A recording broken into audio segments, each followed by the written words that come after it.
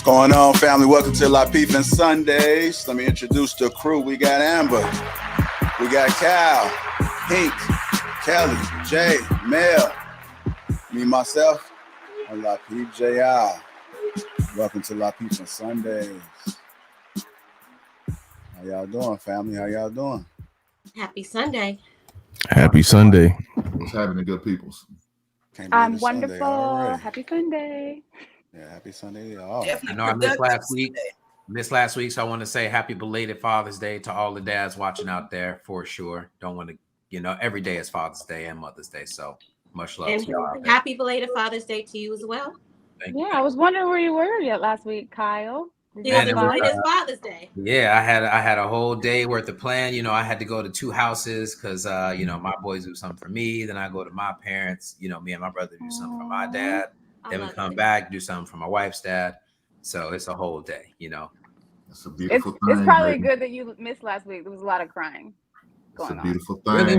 It was emotions running high? So much crying. That's good, though. That's what we do. We have real conversations here on the Lapeef Network, so I'm not mad. There you go. We also got Marcus with us. JR? Thank you. I appreciate it. Yeah. Happy Daddy's Day. Thank you. We also got Marcus with us today. Hi, Marcus.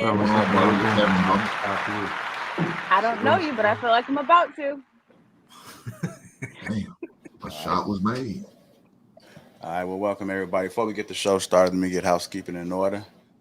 Let me just post this right quick. Let me copy this. All right. Appreciate you guys tuning in today to Lapeef-ING Sports. Just make sure you guys get the likes up. Also, make sure you subscribe to the channel. Hold on, Lapeef-ING Sports. Okay. Lapeef-ING Sundays, Lapeef-ING Sundays. It's too early, man. I tell y'all, man. I got my coffee right here, man. Hey, we do need to go back and revisit some of them. You just got Kyle excited. Poor Kyle. You just got him excited. Yeah, I know. Yes. Yeah, I know that was his thing. Okay. Yeah, welcome to Lapeef-ING. I almost said it again. Lapeef-ING Sundays. Don't do me like that, Hank. There's a whole lot of Lapeef-ING going on. We'll be live August the 5th and August the 6th in Atlanta. The Lapeef Experience takes over Atlanta. So make sure you guys get your tickets. A lot of people bought their tickets within the last 4 days. Salute to you. Come on out and join. Shout out to the sponsor, Teej Hanley. Feel the Teej, y'all. Go ahead and get your skincare. That link is in the description. Get 30% off along with a free gift. With that being said, y'all ready? Yes, sir. All right. It's been a lot of conversations that's been taking place. Was it since Friday? Was it Friday? Yeah. A lot of tough conversations, man. A lot of feelings, emotions, yelling. Some people have befriended each other. People fell out. Protesting. Protesting. Some people had to cancel their plans because it just said the police is hot out here, so we don't want to be out there. So it's just been affecting, I guess, the whole United States. Would you guys agree? Yeah. Okay. I mean, I'm sure there's been a lot of crazy conversations going on in people's houses. That's also making men and women, have to take sides. And I'm sure, the extent of the conversation that you're having may not be or may not have been as serious as it is today. So, outside of just your everyday movements out in public, even inside your house, I'm sure there's a lot going on and some, rediscovery of people's feelings. Rediscovery of what your values are. You can kind of tell maybe what you might have felt like 15 years ago and then versus today and how the media and certain images have impacted that. So I think it's been, crazy all the way around. It hasn't just been, out and about with the police and with public figures. I think it's going on just in our bedrooms. Okay. Yeah. So the structure, how we're going to go today is, you guys know, according to the thumbnail, and what was said. There's a lot of news surrounding that, so we want to kind of unpack that. But before we do, want to break down the first part of Trump's speech in Illinois. He was recently in Illinois yesterday, and he was endorsing some of the people. He wants to turn that state red, what it looks like for me just listening to it, right? He talked about the current governor and who's pushing in place, and he had Mary Middle up there. So we're going to talk about it, but let's just dissect the first part of what he said, which is where he talked about the Supreme Court and Roe versus Wade. In the American heartland with thousands of proud, hardworking American patriots, you are unbelievable. You built this country. You built this country. Remember that. 5 months from now, the people of your great state are going to vote to fire the radical left Democrats. You are going to send Ultra MAGA. She's Ultra MAGA. They gave us a great name. Congresswoman Mary Miller to fight for you in Washington. She's great. You're going to elect an incredible slate of rock-solid, courageous conservatives up and down the ballot. And together we are going to end Nancy Pelosi. She's crazy. We're going to end her political career once and for all. Looks like it's coming to an end. It better come to an end. She's been so bad for our country. So before we begin, we've got some very big news, don't we? We have very big news. Maybe the biggest, right from the United States Supreme Court. Yesterday, the court handed down a victory for the Constitution, a victory for the rule of law, and above all, a victory for life.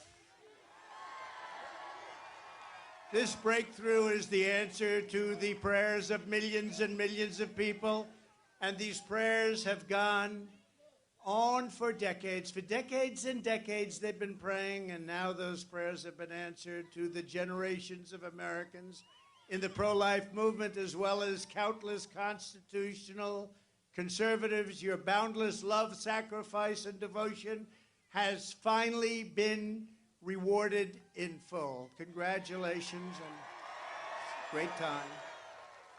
As a candidate in 2016, do you remember that? We did better the second time, but let's not say that. Did a lot better the second time. We did a lot better in 2020. I promised to nominate judges and justices who would stand up for the original meaning of the Constitution and who would honestly and faithfully interpret the law as written. We got almost 300 federal judges and 3 great Supreme Court justices confirmed to do exactly that. And thanks to the courage found within the United States Supreme Court, this long divisive issue will be decided by the states and by the American people. That's the way it should have been many, many years ago, and that's the way it is now. So congratulations. As for the Republican Party, we are today the party of life, and we are the party of everyone. We're the party of everyone. All right. I know it's a little bit long, but I captured it in that moment. The things that stuck out, he said, is a victory for life, and it placed the power within the states as it should have been a long time ago. Let's get our thoughts. Keep the energy right there. Let's kind of dissect. How do you guys feel about what he said, and particularly a victory for life, as he says? I agree. I agree with him that the states should have had the responsibilities for it. So I agree on that. As far as victory for life, I don't understand what he means by that.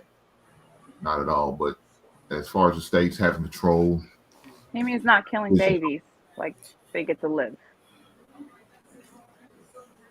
well, I don't agree with abortion. So that's just my stance on the situation. Unless it's a certain circumstance where it's medical or some type of incest, rape, something like that. Other than that, I don't feel like it should be used as a contraceptive. Just because I had an accident and I slipped up and got pregnant. No, I don't believe that. But as far as the state taking over, I'm all for it.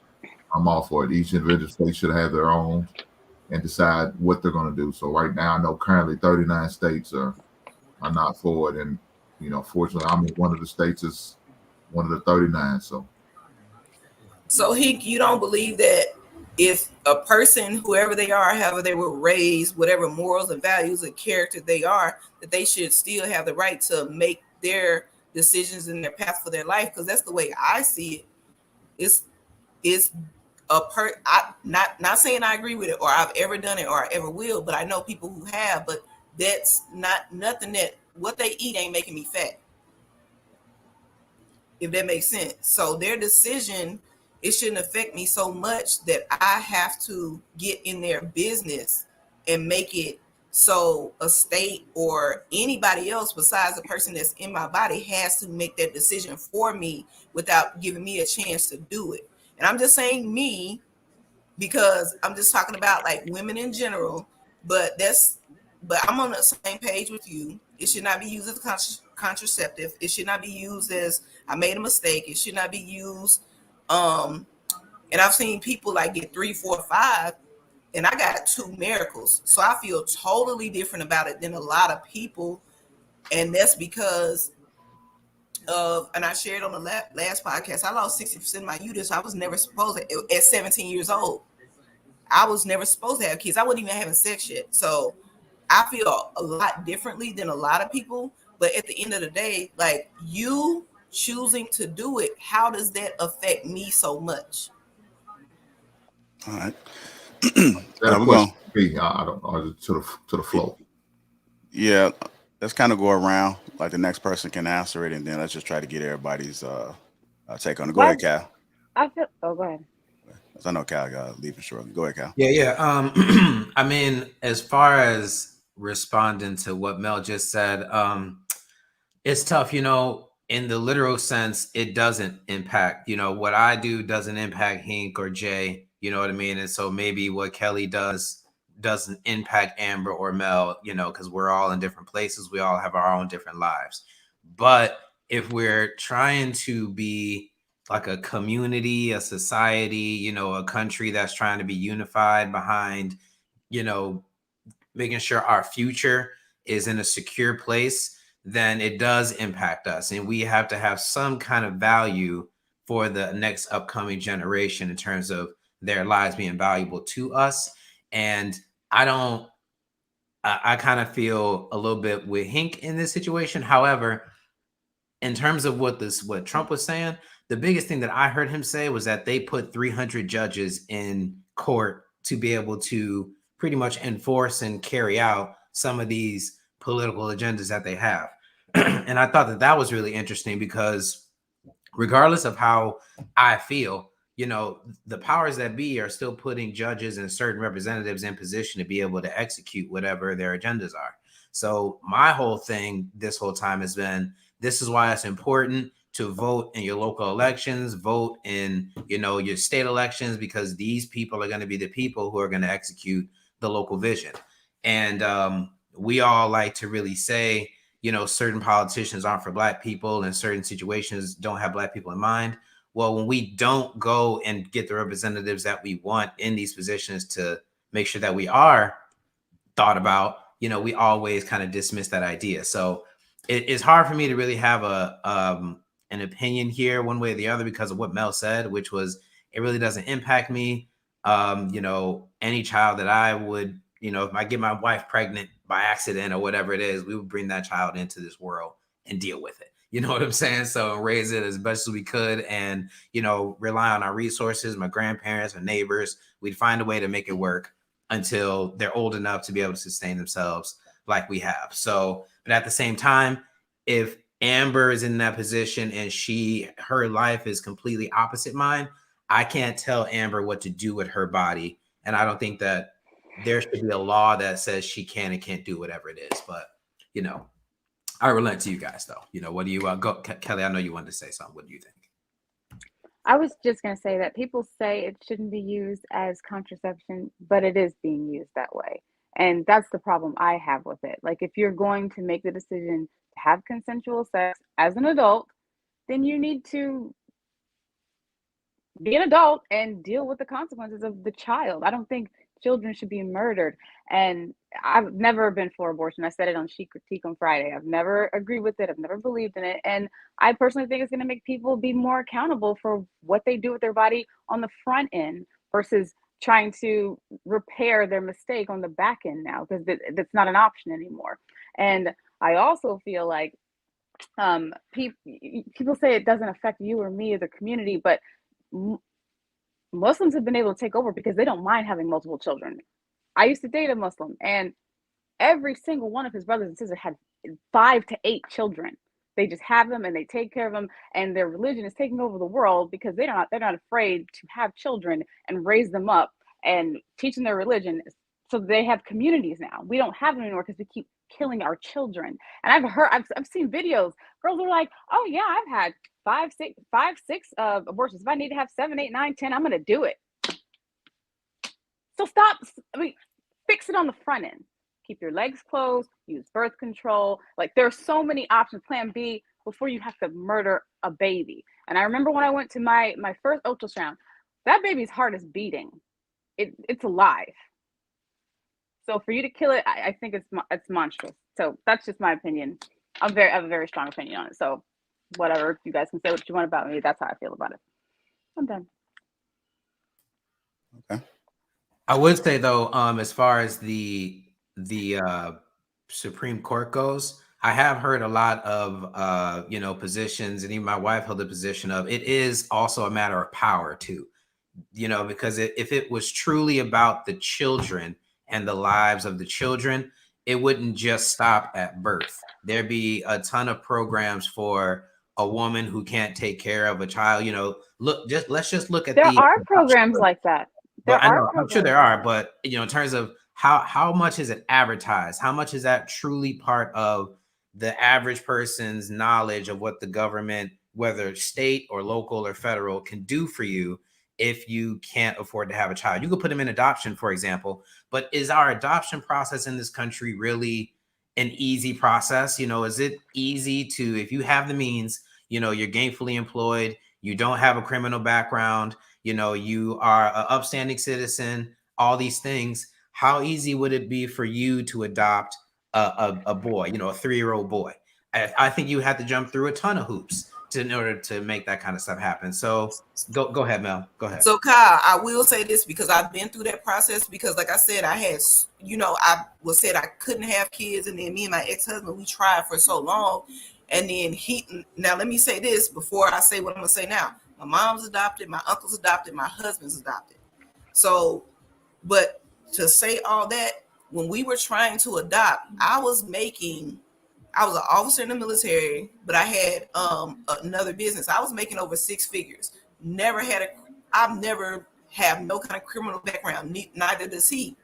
And he was gainfully employed as well. And we had a house, we had everything. And it took us almost 2 years to just get approved to start looking for adoption. And that's just to start looking. And then after you look, it's a whole vetting process. And the vetting process is not easy. Like, they'll stay with you for so long, and then, they have to go back, and then they interview the kids and all this other stuff. So it's not easy. It's not like you can just do it. Like, I want to adopt somebody. And by the time, so it's not like adopting a puppy. Yeah, right. By the time we actually got approved, like that we could actually start looking, I miraculously got pregnant. And then I was like, okay, but we don't need to, really look anymore, because now I'm pregnant, and I was afraid about the pregnancy. But it's not an easy process. And it's like you make it seem like if we're bringing, and I'm not trying to be the bad person here, but my thing is bringing kids into the world. I know we need to bring kids into the world. And I think I'll bring up my other point later. And I have been writing my notes. I be writing notes. But bringing. I do too, Mel. Yeah, look. All right, Charles, make sure we keep it brief in between so we can kind of get everybody. Bringing kids into this world that you're not able to care for or take care of, or you have like 14 kids in the house, and then you have somebody takes them away and they need to be adopted, and they want to be adopted with siblings and stuff like that. It's not an easy process. So it's not something that is really funded very well. Hey, Marcus, let me get your take on it. Your thoughts about it. You're on mute, just so you know, sir. You're on mute, Marcus. We can't. Okay, can you hear me? Mm-hmm. Okay, so I think sometimes we forget how interconnected everything is. If this is a democratic republic or a constitutional republic or a majority rural country, it's very important to have the numbers on your side, which is why with the U.S. Census, right, they've consistently removed different nationalities and different groups and indoctrinated them either under white Like, so it went like Italians, Jewish, Irish, Polish, and they just kept filling that envelope. Now the most recent one will be Hispanic. The reason I bring that up is, if you look at the states that is primarily going to be affected by that, I know a lot of the Democratic states, they probably will still have abortion rights, and a lot of the Republican states will not. And it's also correlated to how the largest Black populations are concentrated in those Democratic states. So that effectively continues. So what is it? They say that the number is as low as 20 million, and it could be upwards of 30 million of kids that's been aborted since 1973. That right there could have changed the voting blocks. It could have changed reparations in a majority rule. That wouldn't have been a question. Allocation of resources and funding, the things we need to fix our communities, mental health funds, all the things that need to be done, we could have allocated instead of $4 billion going to Ukraine if we had a larger voting block and a larger saying how things were spent. Like, I know people bring up Margaret Sanger and a lot of I think one of the quotes was like, we can't let it get out there. We're trying to control the population of these Negroes. And effectively, the last 40 years. Hold on. We're going to get there. We're going to get there. Okay. Yeah, I don't want you to move. We'll do everything. Okay. All right. No, you're all good. You're all good. Jay, Amber, Hink, y'all want to chime in? No, because I don't want to go ahead. I just got so much to say. But I guess regarding to the initial question regarding Donald Trump, he's just preparing for, the 2024 election, because if you really just think about it, he did a lot for the Black people during his presidency, but that wasn't what he was campaigning for in the beginning. He was talking about draining the swamp. So what he's doing right now is the bait and switch right now to get elected again in 2024. I do agree that, each state should be able to, decipher, which means it's going to hold its constituents accountable to make sure that they get involved and vote on a local level, whether it's your alderman, your congressman, your governor. So this will get more people involved in what they think their state should be doing. So I'm just going to leave it at that so I don't talk more. Okay. I mean, I look at this, when I look at situations like this, I always try to, like, before I used to just look at it for what it was, but then after a while I start looking at, okay, well, why are they voting this way? I think Marcus might have been about to get into it in terms of population. That's one way to look at it. I always try to investigate, why would they want to do that? Because a lot of those rules are so rigid. Like a few people stated before, you have a situation where says, the R word.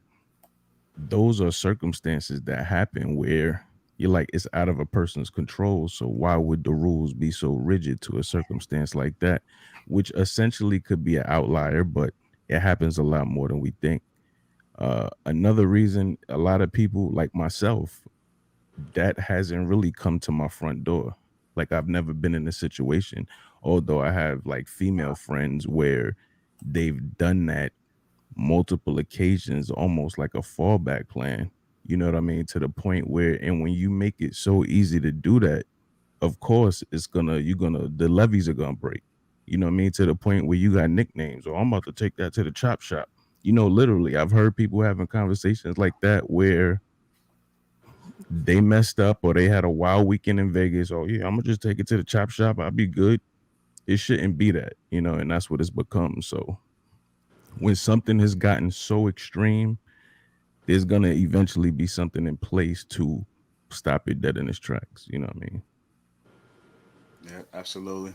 I do want to come through this video a little bit. I just kind of took some timestamps out, so let me go ahead and continue.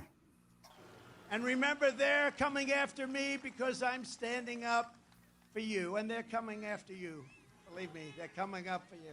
They're coming after you. There's only one true America First Republican in the race for the 15th district, and that's an incredible woman, somebody I've gotten to know very well. She's been with me from day one. No bad back statements, saying bad things about me 2 years ago, 3 years ago, 1 year ago.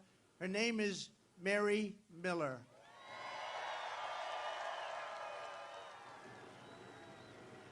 High-quality person. Mary is a warrior for our movement and our values. She comes from a farming family, a beautiful family in downstate Illinois. She's a mom of 7. I can't even believe that. And a loving grandmother to 19 beautiful grandkids. Mary is pro-life and extremely happy about 2 days ago. She's pro-gun, so that makes her even happier. She's pro-police. She will not be defunding, I promise, the police. They want to defund the police. You know, they're trying to get off that, but they want to defund the police. Pro-American energy, and she's pro-MAGA all the way. As an incredible representative for Illinois in Congress, Mary has fought tirelessly against Joe Biden's woke Department of Education, what they're doing to education, and demanded that they stop indoctrinating America's youth. With Mary, you get to elect a fearless America First patriot. That's what she is. She's about America first. She got it from the first moment she heard those beautiful words, America first. I wonder who thought up those words. All right, so here's where he kind of gave a context about who she is. So if you didn't know who she was, now you do. Now you know who she is. I was just wondering, she had 7 kids, and I'm just wondering if it was all about the same person. Wasn't able to find out if it was all about her husband or not, but it looks like it was. I was just curious, just to put some information out there. So yeah, I'm gonna go ahead and continue. This is where he introduces her. There has been a developing story that broke overnight this morning too, that relates to this, but I'm gonna go ahead and continue. You guys good? Yes, sir. Okay. I just want to make sure y'all woke this morning. I don't know if we need a prayer or what. Shit, do we need a prayer? Do we need No? We need one of those? No? Not today? It's too early? Okay, I get it. I thought it was prayed one. already. Okay. Too early. You know, because I got that, that voice. Let me go ahead and keep moving, man. Y'all ain't No, I mean, I think the way that he introduced her, and we have to think about the big picture of it. It was very inappropriate because some of the things he said, like and like Marcus said, he's getting ready for the next election. We all know that he's getting ready for that, so he's setting himself up. But the way it's sometimes, it's so inappropriate because it gets a little bit too personal than it should be, and it should really just be about like who she is. I mean, who cares that she has 7 kids? Okay, you were able to have 7 kids. Like who cares that she's pro this, she's pro that, and let's talk about Biden and all this other stuff. Like you said, he's getting ready for the next election. I get it, but it just wasn't the appropriate time, especially like with what happened before, like the Roe versus Wade. Like keep it on topic. Okay. All right. Well, let me go ahead where he introduces her. So everybody mute. Mary Miller, respected by everybody. Mary, come on up. Come on up.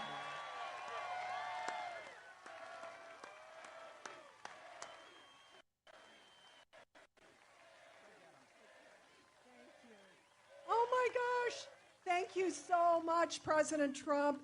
It's such an honor to be able to welcome you to God's country. I'm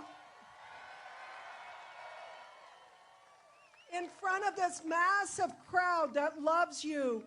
I'm so honored to have your endorsement. President Trump, on behalf of all the MAGA patriots in America, I want to thank you for the historic victory for life in the Supreme Court yesterday.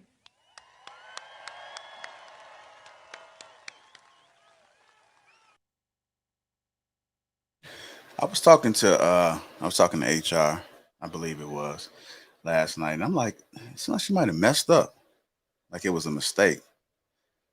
What do you guys think? Hopefully it wasn't. I mean, last time I checked, there was a group of people 2 years ago that was walking and marching and saying no justice, no peace. So if it's no justice, no peace, the opposite of peace is war. You basically declared a war on a group of people based upon the color of their skin. Now the fact that they're starting to stand up for themselves, now it's an issue. It seems like it was a Freudian slip, and if you know what a Freudian slip is, it was probably a mistake, but subconsciously that's what she meant. Okay. So I did research before the podcast. So they say it was a mistake, but let me say this: when I was looking at like the rate of birth now, white women have dropped their rate of birth. This is the first year that they've actually been able to monitor it by, I think this says 3%. Don't quote me on the percent, but they have like the smallest level of birth rate. So it could be either or, but they did release a statement that said it was a slip up. She just read it wrong, which when you're public speaking, I can get it. You can read wrong, but that's just what I got from this morning when I researched before. Okay. Anybody else want to chime on that? Because the I internet. I know when I was reading some too, but she said she in 2016 she quoted a statement from Hitler, and so she had apologized for that. So I'm like, man, I Can don't you know. read the statement? I don't have it on me, so Okay. Hold on, I think Mel has it. Go ahead. I think she does have it. But while Mel's pulling that up, the internet went wild. I mean, yeah, I think, seen it. I was like, well, I mean, was it really a slip up? Was like Amber said, but what if it okay? But what if it wasn't? What's the problem? What's the problem if it wasn't? What if it wasn't? Who gives a shit? Like, why would we still be triggered? I mean, you know how majority of white people feel about us. I don't have no they're problem just being with more honest about it. Who gives a shit? Hold on, man. Hold on, bro. I don't have no problem with her sharing her views. I mean, at least I know what I'm dealing with. That's all I need to know. I mean, I have no problem, but don't apologize and act like you sorry when you're really not. Then you're full of shit. And I trust nothing what you say now. So don't apologize for what you are. Be who you are, stand up for it, and own it. So it is what it is. I don't have no problem with what you said. But if that's what you are, then own it. Don't go out there apologize later because they influence you or encourage you or put pressure on you to do it. Now you fake to me. And now I get no respect for you. What's that phrase? The devil you know is better than the devil you don't know. Say it and say it with your chest. I'd rather. So is that the devil? Can I finish, please? Just what I'm saying is, from my perspective, who gives a shit? I'd rather you know if you don't like black people, say it with your chest and own it. Did she say she didn't like black people? I thought she said she wants to protect her kind. I mean, it's just so funny to me for a group of people who are always advocating about their lives matter and their group matters while begging another group to give them things financially through the government. Did you not expect that this was going to happen? Like when we no, I'm just saying.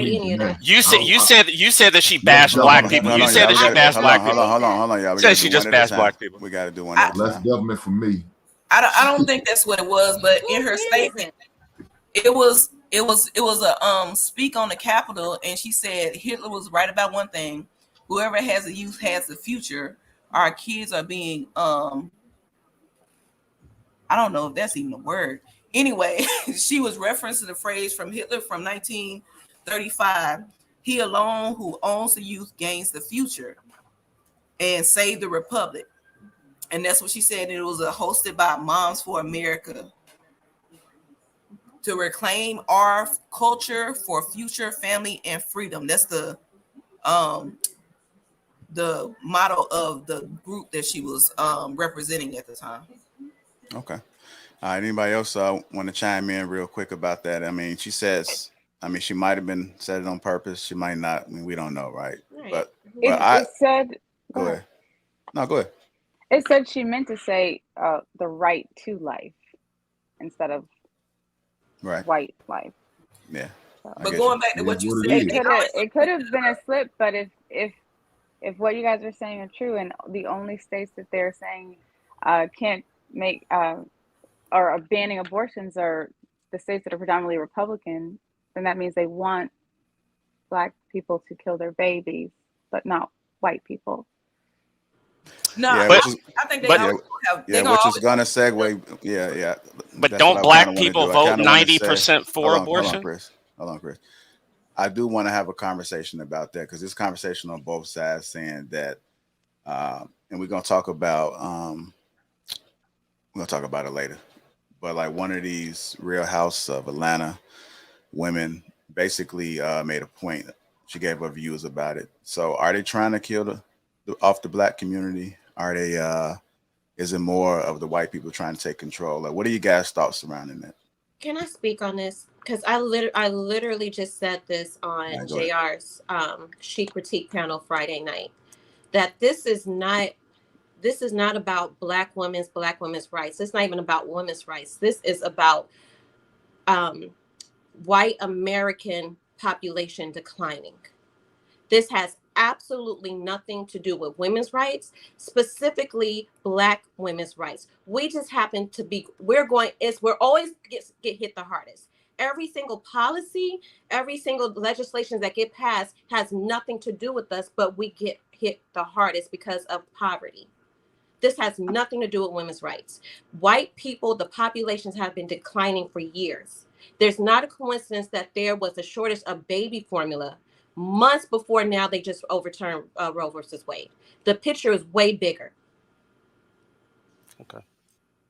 May I respond to that last statement? Yeah, go ahead. So the thing is this, number one, barring any racial things, because it seems like that's what this is going to go into.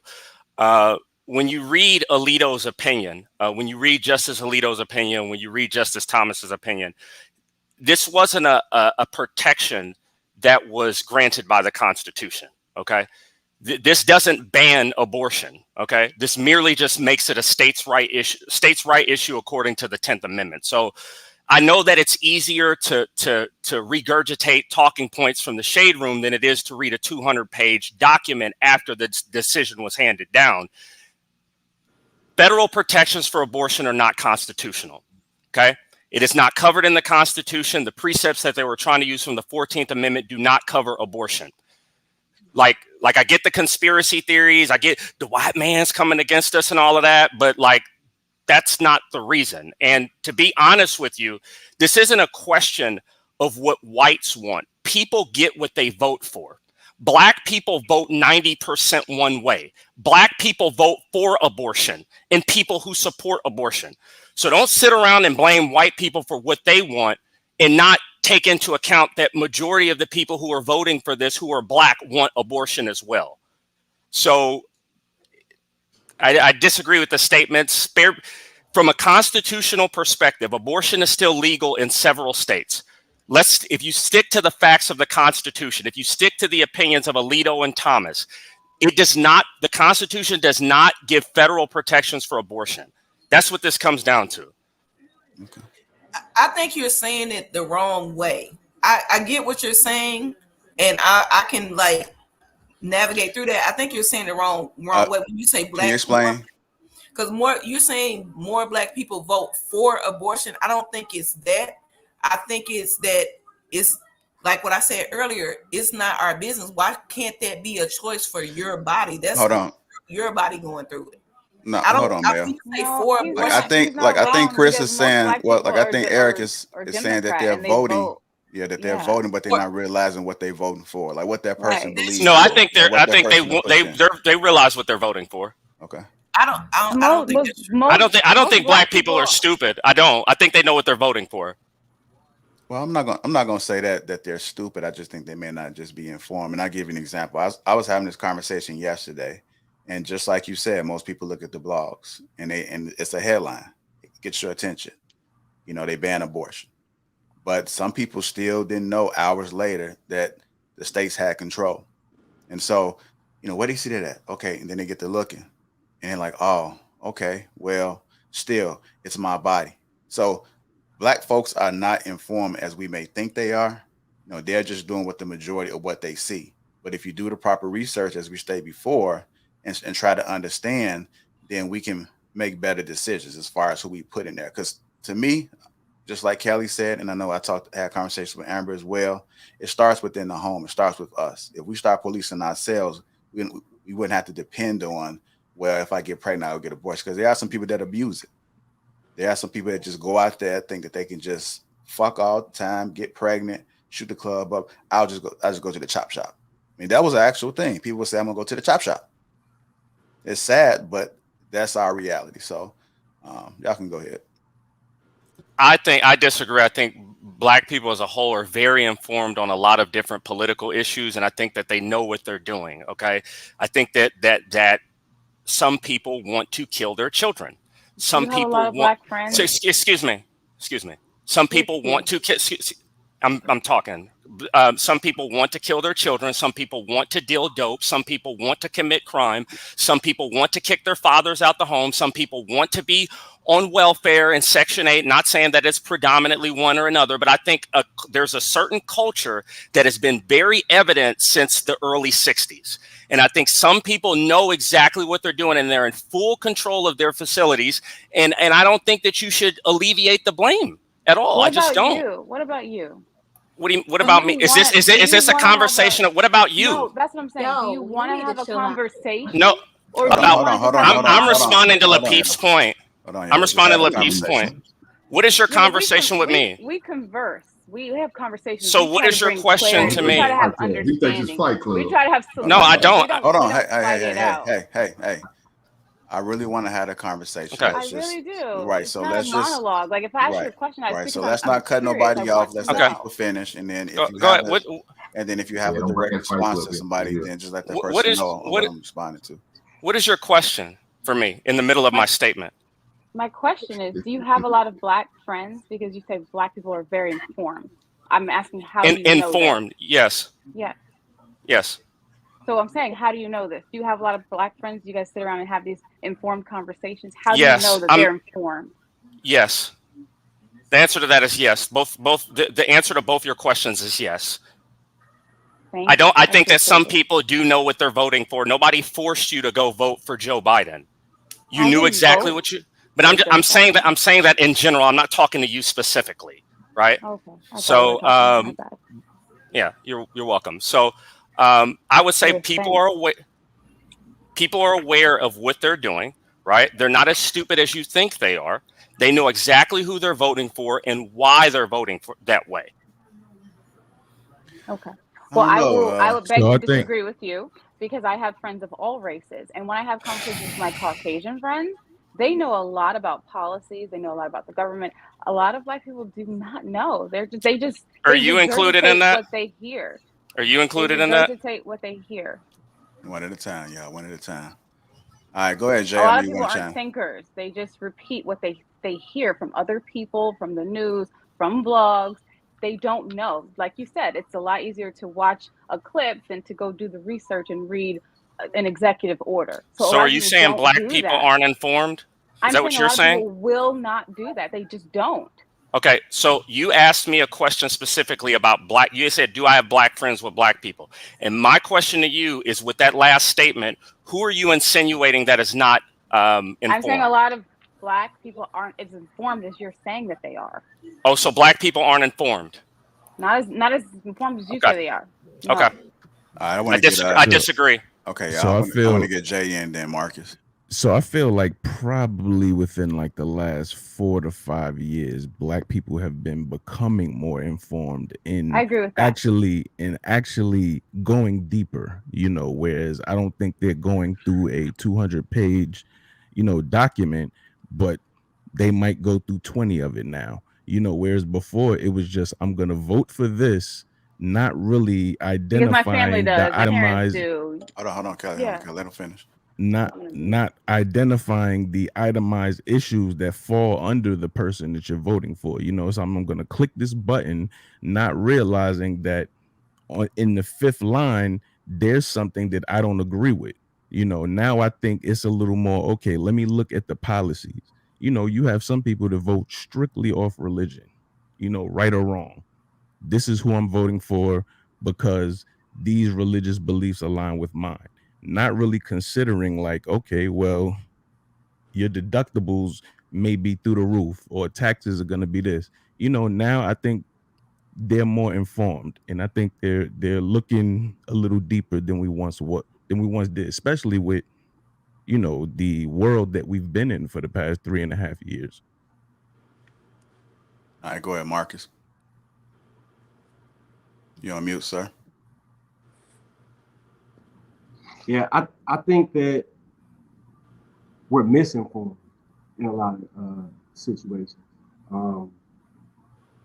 the media networks or the media that we normally consume paints a certain narrative, and it paints like the abortion issue. It paints it as a freedom issue for Black women more so than anything. So if that's it's really a bad faith argument how they do it. But if that's how it's presented, then of course the opposite would be pro-abortion, not realizing the long-reaching consequences of 20 million children killed. Because you just see it in the individual, and that kind of like goes to like the hierarchy of needs. When you're in survival mode, or when you're maybe 1 or 2 rungs up, you don't have the foresight to see what 10, 20, 30 years look like, and what the potential could be if we, repositioned or realigned our value systems in order to like actually seize power. And to his point earlier about that's what they're supposed to do, I agree. Like we are naive in believing that, everything is love and peace and happiness. It's not always that way.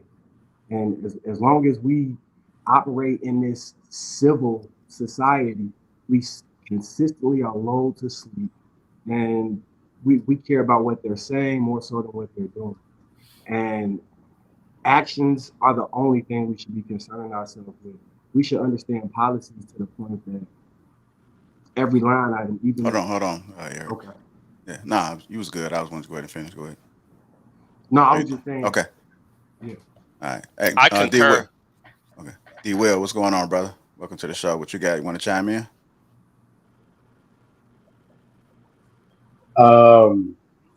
I'm still listening at the moment and digesting it.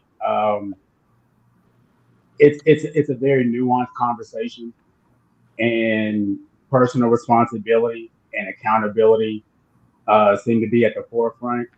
But it takes a certain type of adult to really recognize self-awareness and get better. So for now, man, I'm just listening and kind of taking in everybody's opinions. So I'll just pass it on. Okay. Sam Marie, you want to chime in? Good. Okay.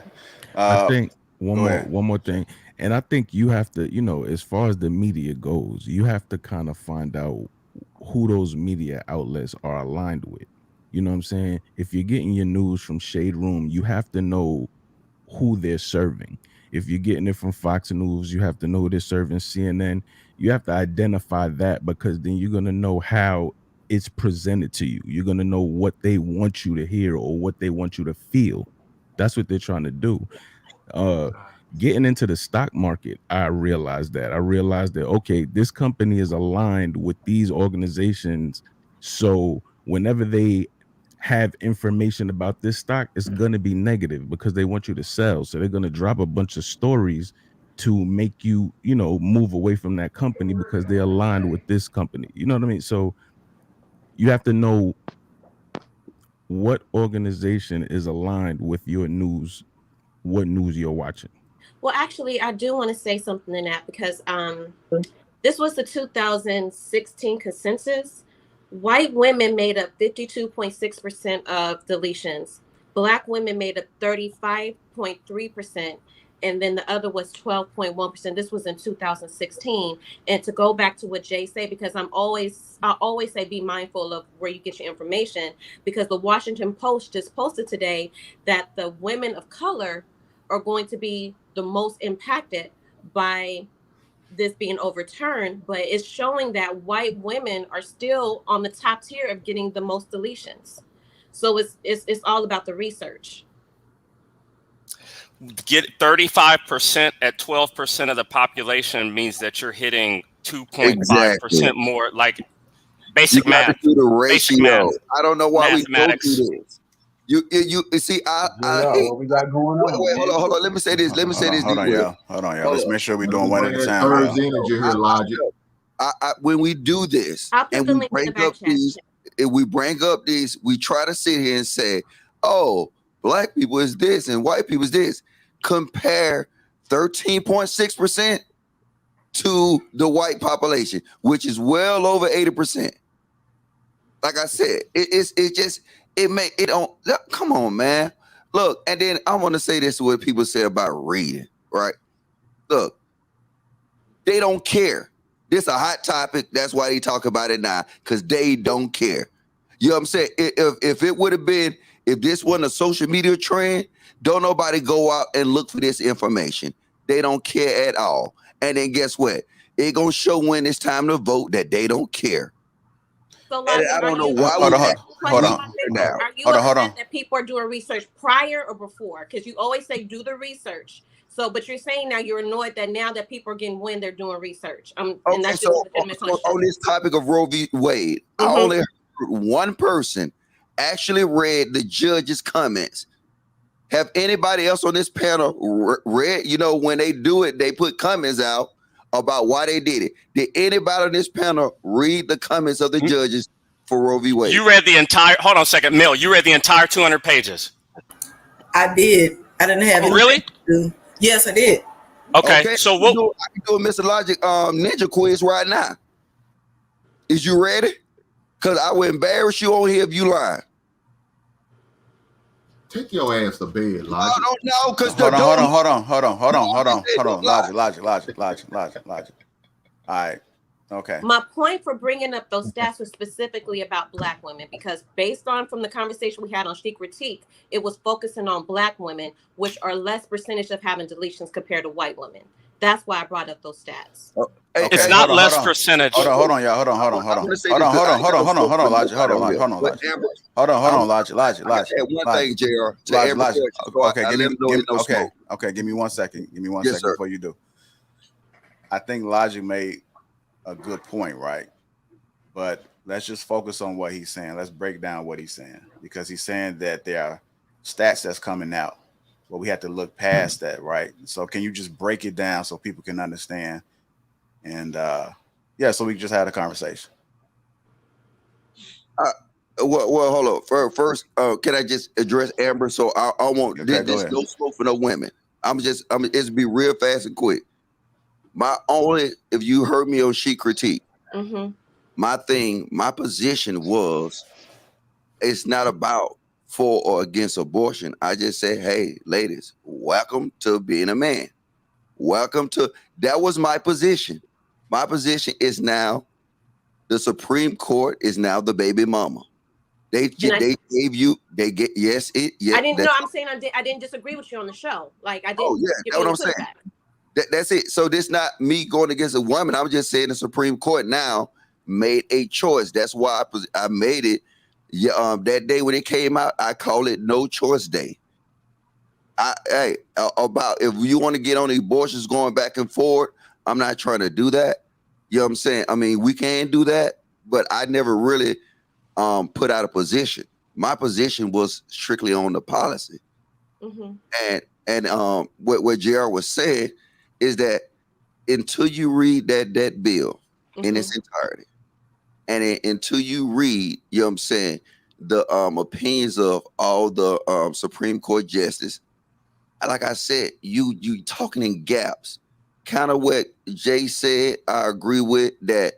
We look at Fox News, we'll look at CNN, we'll look at MSNBC, and all these different platforms have an agenda. That's why we'll be so far behind, because we always go off of what other people say. So this is about information. The reason I brought that up, because it's not about, I don't believe in this battle of the sexes bullshit. I'm talking about the narrative that the media is pushing out, whether the stats are wrong or right. My question is for you, Logic. People are waking up and looking for information. Where should they look?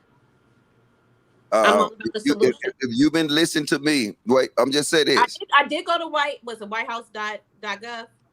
Yeah, I'm just saying this. Because I say this a lot of times. I said, look, maybe I'm a nerd. Maybe I'm a geek. But I look at that website every morning. I look at executive orders. I look at, all you got to do is just go to the whitehouse.gov and go to briefing room. And then you will find out so much information that the average person don't know. And I don't blame it to, I think that, God, I don't think nothing. Because most of the times when I come in these situations, I come prepared. It's no thinking. It's I know. And then if you wind this and see these political discussions with black people, you hear a lot of, I think this, or I think this. And most of the time they think because they got a clip from the shade room. And just, I'm actually in agreement. I think his name is Chris. And with a combination of what Chris and Marcus is saying, black people do know, but a lot of people are misinformed. It's the combination of both. And no, so now that people, Amber, how can you know if you saw a clip on a shade room? I am saying, if people, they're listening to the panel now. They want to do the research. They want to get the correct information. They don't want to be misinformed. Where do they go where they actually get correct information? Since you always talking about conceding to the facts. People genuinely where can they find the facts is the question. I literally just they can go to Logic Show on Thursdays. The facts are public. I think right now what we're doing is using excuses for stuff. The facts are public. Whatever they said, whatever they did, it's public. You can get it. It's the fact that we're right now what we're doing, and I feel like what a lot of, especially like black people are doing it, they're taking it personally, like it's an attack. It's not an attack. If you read everything that was there, if you read their opinions and why they did what they did, and going back to what the patriarch strikes back, hold up, Mel. Let me say, JR. No, I just sent you something. Yeah. Wait, no, because it's a bigger point, Kelly. JR, I just sent you something. Yeah, I got this is something that a young just sent me. I want y'all to read this. And I want Eric especially to see this. Eric, I want you to see this. Matter of fact, Eric, if you could do me a favor, he gonna put it on the screen. I want you to read it. And I want to tell you this. I was like you. I got tired of dealing with these dudes, these black people. But I want you to read this message from a young black lady that's in New York. I hope she don't get mad I'm sharing this. But I want you to read this. So I'm telling Kelly, Amber, and the people on the panel, you know what? Even though we're not talking to masses, we're not getting to masses, but the message is getting out to people. All right, hold on. I'm trying to pull it up right now. All right, I'm sorry, Mel. No, it's okay. While we're waiting for that, let me say this. The energy. I agree with Jay. We're starting to get more informed, but at the same time, I agree with Kelly when she said it starts at home. The reason why a lot of us are not informed is because a lot of people, like I know when I was growing up, and I'm just gonna say this, I grew up in Mississippi, you're gonna vote Democrat. I didn't know why, but then I started doing my research and I felt differently about different things, about different people. They told me who I was gonna vote for before I even went to the poll. Even if it was 10 Democrats on there, you gonna tell me you're gonna vote for it? No, I'm gonna see if they align with how I want to live my life, how I want to raise my children. And that's what a lot of people aren't doing.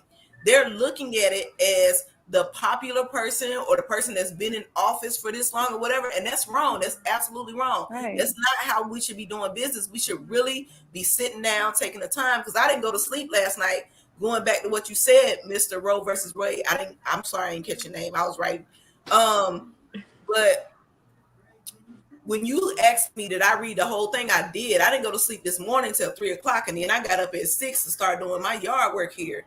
But I really didn't sleep because I really was reading it because I didn't want to get on anybody's podcast or anybody ask me a question, or if I go in public and somebody's trying to talk to me about something and I'm ill-informed because I'm looking at the shade room, because I'm looking at somebody other clips or whatever, and I think, oh, they're cute, they're popular, whatever, I'm believe what they say, because a lot of times they don't, because they don't sit down and do the damn research.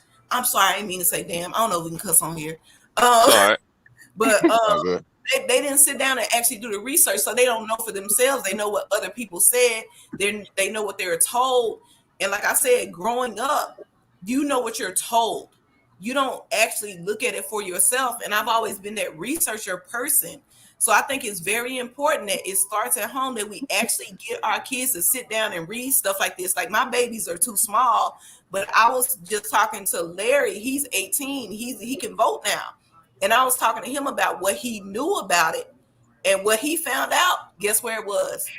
The damn shade room. All right, I'm a Ms. Kelly, you want to read this? Sure. Hi, Mr. Logic. I hope you're doing well. I'm sorry it's late, but I just noticed you accepted my request. Something you mentioned jumped out to me at me during the Thursday show on the Lapeef Network. This was around the executive orders and ones that have been rescinded. Once you mentioned it, I started Googling. I started Googling. What is an executive order? How to read and properly order one? Why are they executive orders? I learned some things, and I have noticed the executive orders put in place by our currently present, which is listed in the Fed registration. But I still had some questions around the specific executive orders you mentioned, and you seemed to be going into a deep point, but was interrupted.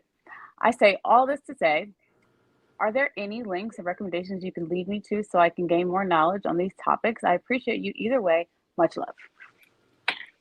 Sorry, it was tiny. I had to get close. All right.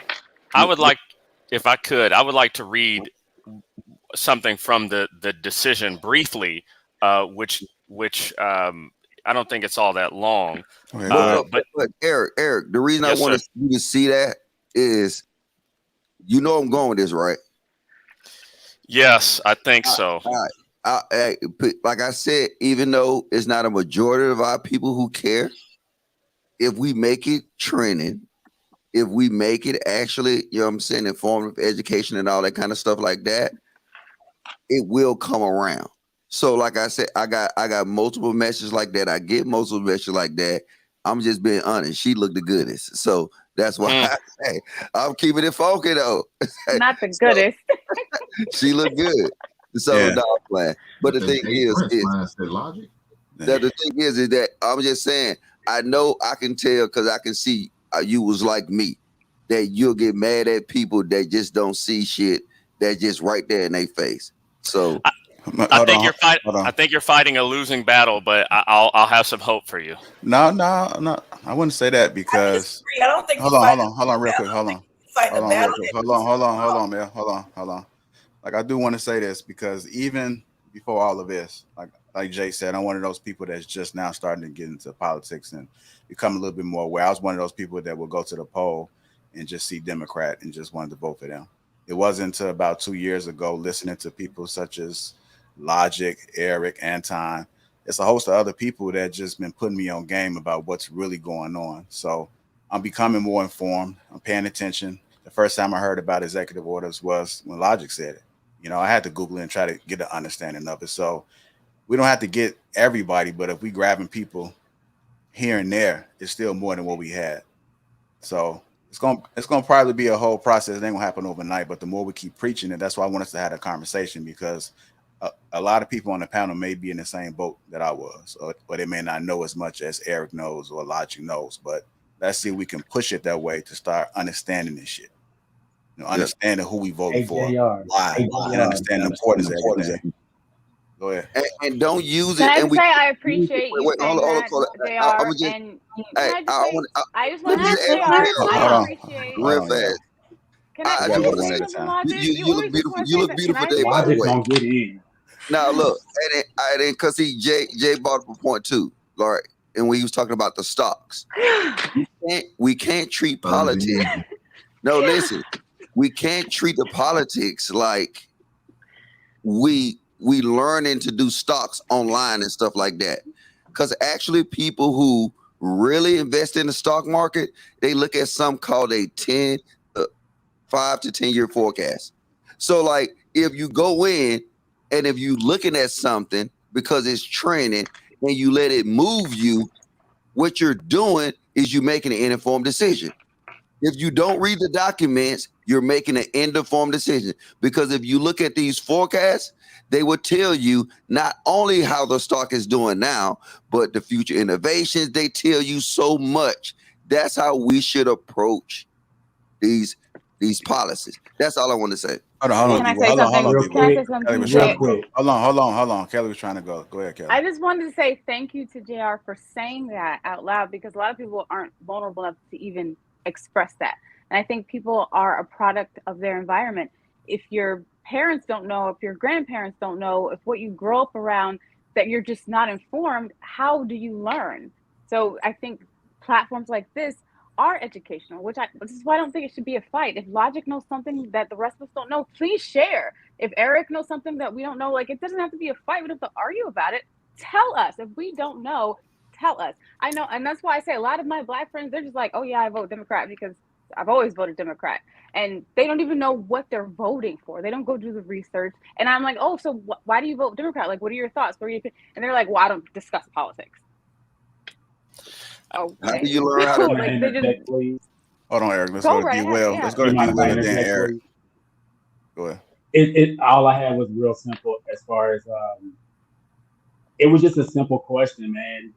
I've been going back and forth on my politics stance for years, and when I saw Bernie Sanders on this last campaign get kneecapped in Carolina with Obama and Joe Biden and Pete Buttigieg and it was in Clyburn. I saw the grassroots movement behind Bernie, the libertarian. And I saw something that the forces that be wouldn't allow to continue.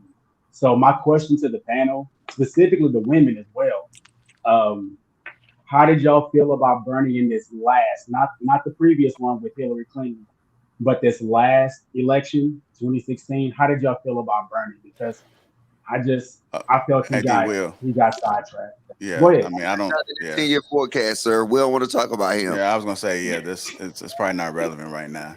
We'll put it in the back chat. Goddamn. All right. So we'll tackle it up on the back end. You know, maybe like Lapeef and Sunday after hours or something. Go ahead, Eric. Hold on, Jay. Eric was next. So this was the part that got me. This is in section B 597, which is the actual decision, the opinion of the court. I believe it's on page 15, right? This is what got me when I was reading through the decision, right? And I'm quoting this, until the latter part, and I believe that this is, I think this is Alito. Until the latter part of the 20th century, there was no support in American law for a constitutional right to obtain an abortion. No state constitutional provision had recognized such a right until a few years before Roe was handed down. No federal or state court had recognized such a right, nor had any scholarly treatise of which we are aware. And although law review articles are not recent about advocating for new rights, the earliest article proposing a constitutional right to abortion that has come to our attention was only published a few years before Roe. Not only was there no support for such a constitutional right until shortly before Roe, but abortion had long been a crime in every single state.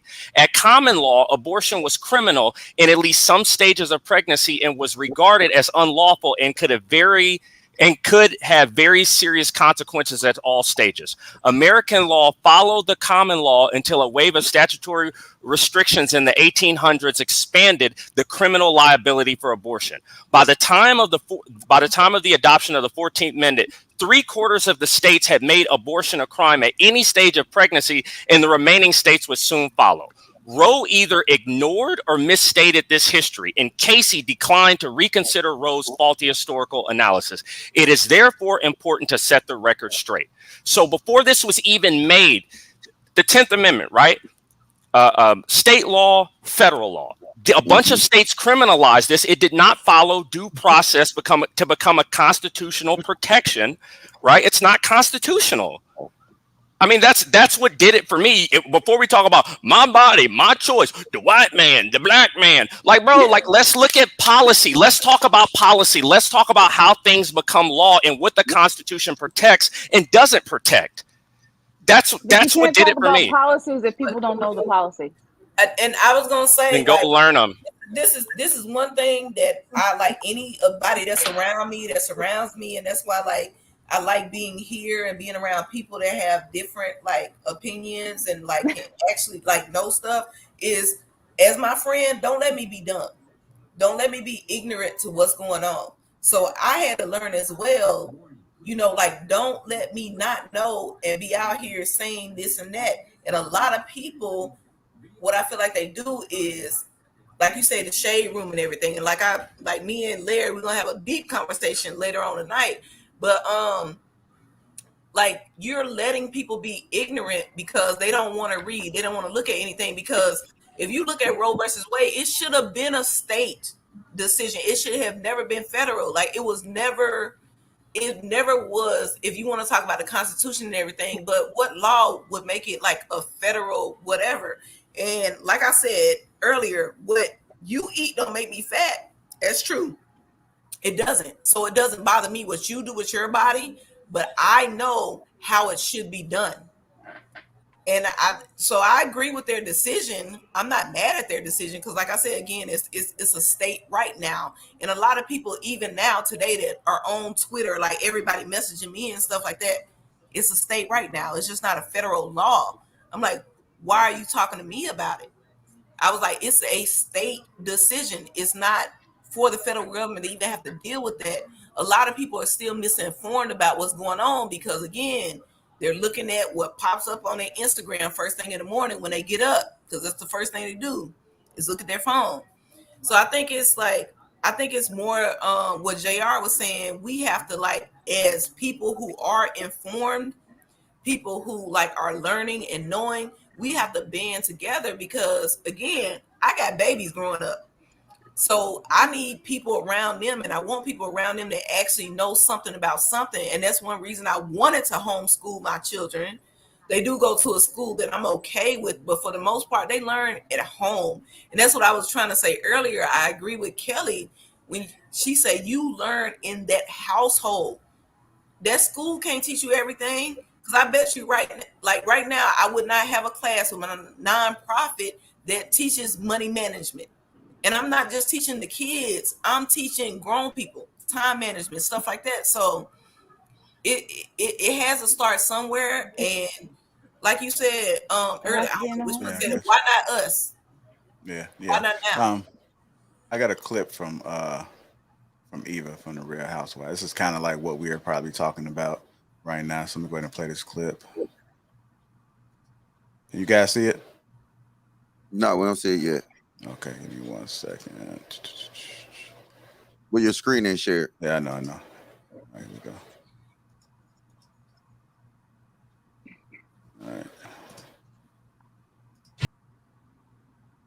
All right.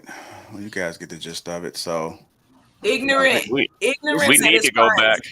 This is so. And somebody like that has the right to vote in America. Ignorance. That's why I said ignorance at its finest. She has no idea what's going on. All right, y'all. Like, I want to kind of get some of the people that haven't been talking. Let me get them in to get their thoughts, and then we'll circle back around. Hink, like, what are your thoughts about that? Man, I mean, she's a common person. I mean, she's no different from a lot of people. Probably got that same mindset, but never realized each state has their own laws and decide what they want to do. So that this is her and her. She's the average person. That's all she is, because she's just not informed. So. All right. What about you, Jay? I mean, and that's gonna be reposted on the Shade Room. You know what I mean? Because they're feeding their village of people. You know what I mean? The Shade Room is an ecosystem of. This is gonna sound crazy. Rapper baby mamas. You know who call them the Bonnet Brigade. You know what I mean? The Shade Room is an ecosystem of the Bonnet Brigade of people who think like that and who've been to the chop shop multiple times, and they feel that they have the right to do that. They use it as a means of, okay, I'm not going to get pregnant. So that's just going to feed into it. And quiet is kept. Yo, they get stuff done. They affect things, which is crazy to me. You know what I mean? Okay. Amber, you want to chime in? I mean, it was nonsense. I feel like she was just rambling. Specifically when people saying it's going, I mean, this is a disregard to the Black community, because they had the Negro Project. Have you heard of that? The Negro Project, it started in 1939, where they were trying to establish awareness on contraception, safe sex, and even try to establish Black-owned clinics across the South. And only lasted for 3 years because they couldn't get the funding or support. So what she was saying was just nonsense. All right. Hey, D. Will, I'm gonna go ahead and get your point, and then I'm gonna bring somebody else in that's at the bottom right here. All right. So what are your thoughts about That's fine, man. I really don't have any comments on her opinions. Honestly, it was it was her own opinion, but it's not taking into consideration what America is going through as far as adults. We have real life choices to make, and it seems like accountability, self-awareness, and accountability are on the back burner. So for me, I think this is all just coming to a head to where we're gonna have to think about our choices a little bit more before we do this. That's all I think. All right. I D. Will. I appreciate you, sir. Thank you for joining. You got it, man. Real quick, like, and it's getting really crazy out here if y'all believe it. Like, pretty soon, like, heterosexual men, like, we're gonna have to migrate to one area because they're gonna start. It's almost like the way I see We got to go in the closet. Yo, it's crazy. It's almost Yeah. like it's gonna Yeah, I be know. illegal. It's gonna be illegal to be heterosexual. Like, hold on, dog. You ain't been penetrated yet. Yeah. Get them. You know what I mean? Like, Well, the funny thing about it is, if you read the opinion, they said that this whole argument for the 14th Amendment could be used in Obergefell versus Hodges, which is gay marriage, which means there may be a precedent for them coming after gay marriage next, which I absolutely hope so. Yeah, that's it. Go ahead, Marcus. You're on mute, just so you know, sir. No, I was agreeing. I read that part when I was skimming through it too. They talked about gay marriage and protect their rights. All right, Miss Kelly. Any thoughts? No? Logic? Okay, good. About time. I have a lot of thoughts. This ain't Thursday, Logic. I've been I have a blackballed. lot of thoughts. This ain't Thursday, Logic. I want to do this, and whoever doing the clips on this show, make sure you get ready to clip this, because this finna be intense. Think about this. Very simple. I'm hearing all these women right now saying that the government should not be involved in any decision that comes into making their bodies. Correct? Is that what's being said, ladies? No, I'm saying based on this Roe v. Wade decision. He's not talking about personally, just talking about in general. Get him, Logic. I know where you're going. Get him.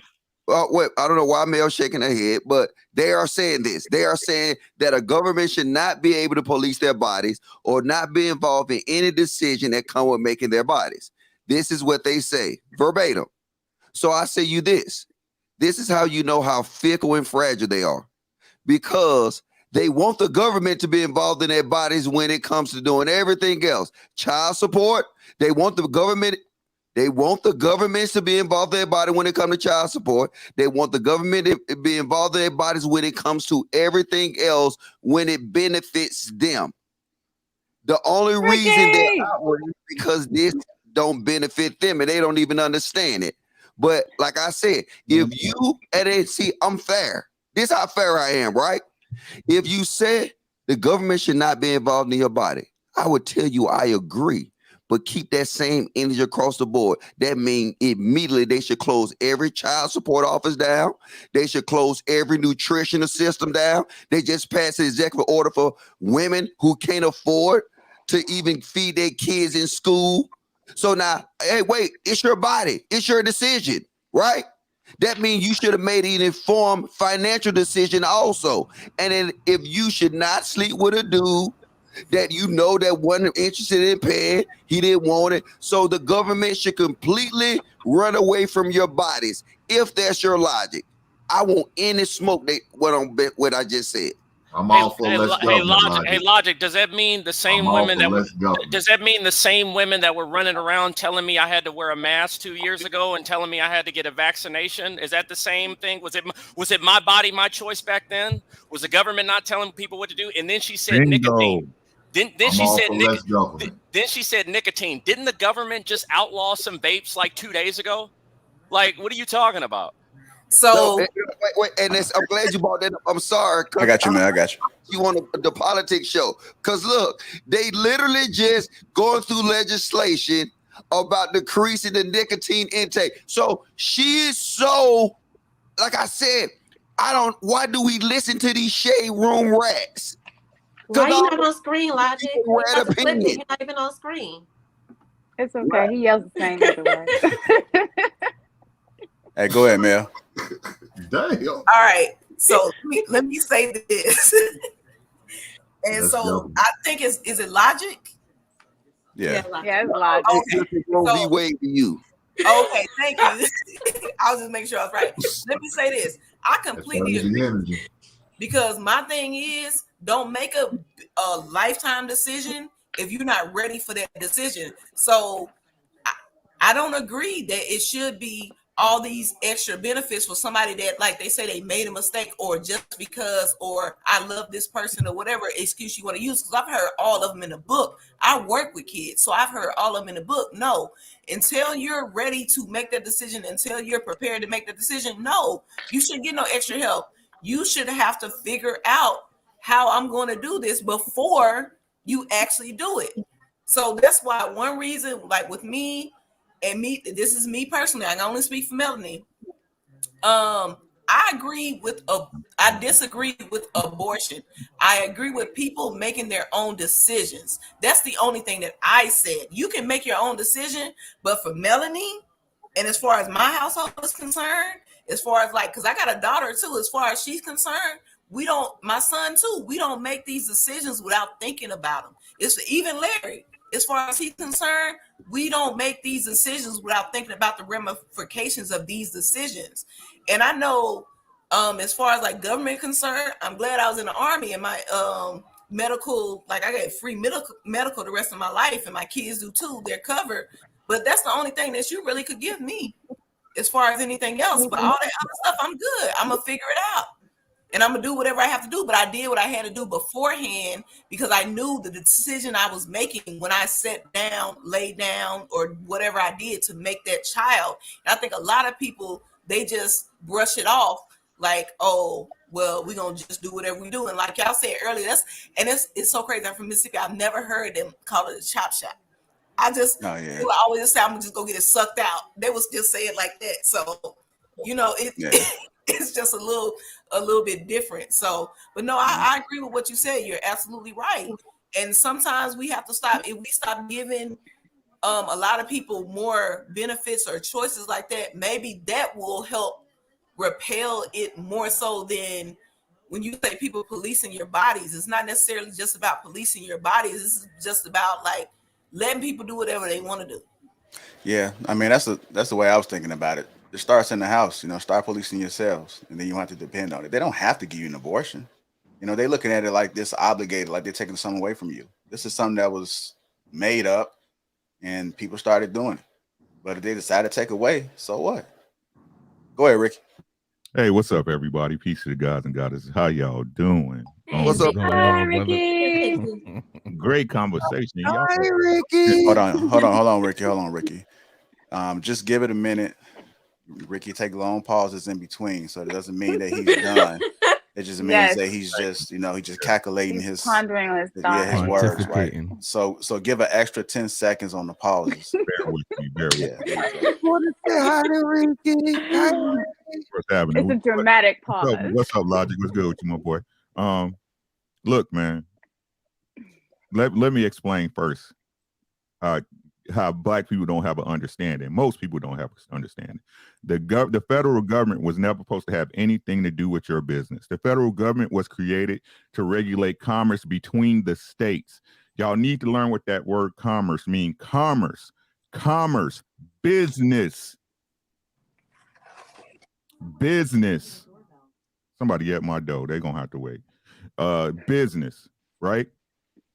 This Roe versus Wade was never supposed to make it to the Supreme Court. Number one, it never was supposed to make it to the Supreme Court. It was supposed to be regulated by the states. The states protect your rights. The federal government has nothing whatsoever to do with the private human being, but that's a different subject. But the ladies, I'm gonna jump on y'all on this, right? My body, my choice. Once that egg is fertilized and that embryo starts growing, at that point, that baby has a body. That baby has a body. No matter what y'all want to believe, that's science. Right? So how can people make the same argument that, oh, okay, so Black men, y'all killing each other in the street, but Black women killing men on the operation table? That's deep. I don't think we made that. Hold on. Remember I told you about the pauses. Right. Yeah. Right. And the real problem of this is this, right? The women who say this is a problem, such and such, woo, except for the fact, because I can even understand in an assault or something of that nature. That's out of your control. But in most cases, where you laid down with a man, you want to skirt responsibility so much to the fact that you can put it on somebody else that you deleted a child. Well, Ricky, you saying that these women got more bodies than King Von? I'm saying a lot of them do. You told me they got more bodies than the Taliban, and y'all get mad that I call them terrorists? Y'all, they got more bodies than the Taliban and Putin, and y'all mad because Mr. Elijah called these women terrorists? They replaced the bonnets with turbans. All right, y'all. Let them finish cooking. Because I told Mel, and Mel got her hand up. She thought it was okay. Go ahead, Ricky. A lot of them do, right? So, like I said before, right, Kelly, you was there. We was on cruise season. We was on cruise season, right? Mm-hmm. It's time for y'all to be more selective. It's time for y'all to be just a little bit more responsible. The heck is that? That's all I got. I'll be right back. I gotta go catch the door. They probably left now, Ricky. No, Logic, what do you have going on? Hey, FNN. Hey, they is now fuck ninjas free, meaning they ain't gotta worry about an uphill. It's that Thursday energy. It's that Thursday energy, Logic. Take that picture down, Logic. What is that? Logic. We want to know. Logic. With that picture, you're starting to get me to change my opinions on abortion. So take it down. Hey, go ahead, Mel. Go ahead. That's that Fight Club energy. Ricky made a point right as I was writing it down. I said, at the end of the day, sometimes us as women have to think about our responsibility and our selection with the partners that we choose and the people that we choose to lay down with. Because a lot of women, they want their hot girl summer and they're going to lay down with anybody. But that you can't do that because that's not responsible. Because at the end of the day, do you want your mate or the person that's going to help you raise your child be like that person? That we don't take accountability. We feel like we can just lay down and do whatever, but it's not that. And I got to pause you because my daughter calling me. Yeah. It's kind of crazy because, I mean, women are out here butt hurt for real. I mean, they out here hurt. If you ask somebody, BBLs. If you ask them, Marcus say you gotta go. Marcus, you gotta go. All right, bro. Appreciate you. All right. Bye, Marcus. Thank you for coming on. Enjoy it. I'm gonna come back. Hold it down. All right. We appreciate your perspectives. Yeah, most definitely. Yeah. Go look at that new FNN album. One of you. Yeah. What's going on, Mr. Butters? I see you had a cutting hair, brother. Peace. What's going on, man? How you doing? Not much, man. Yeah, I know you've been sitting in the back, sir. What you got? That's all good, man. You know, I'm patient. All right, what you got for us, brother? I think a lot of the talking points that are being presented are like magic tricks. They distracting people from what's really happening. And my question is, what happens to the waste? Meaning, when they take that out, considered waste. What happens to that? And if you just do a little research on MRC5, the pharmaceutical companies use that, and you can understand what, you know. My thing is follow the money, and it's really deeper than just how it's affecting 13% or whatever percentage of the population we are in. It's affecting a large amount of people in this country, because it's big business to get that Coca-Cola. Yeah, that's big business right there. So while we over here arguing emotions about how it feels to be treated a certain way, certain individuals are making, tons of money.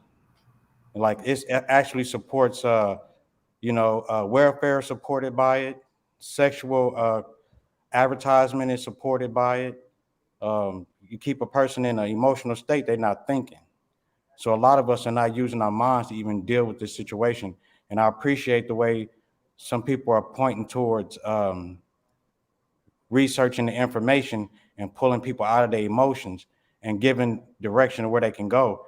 Because if they actually went there, they would feel how they would get sick to their stomach to understand how these gene therapies are being used to manipulate us and being put in the food, simple things like drinking water. And it's affected our minds totally. And we sitting here arguing over how we're feeling about a woman's body to do what she wants to with her body. A woman's the queen on the chessboard. She can go all over the place, but it takes the king to determine how the game is won. And that's what we're not doing as men. We're not standing up and being that king. Let her do what she want to do. We don't have to deal with them. We don't have to deal with anyone that ain't in line with the order and structure we're creating. So that was my whole take on it. And I don't want to go too long on it, but I think we're not looking at I want to make sure we fact check this because he said something important. He said something important because y'all, I got to fact check it.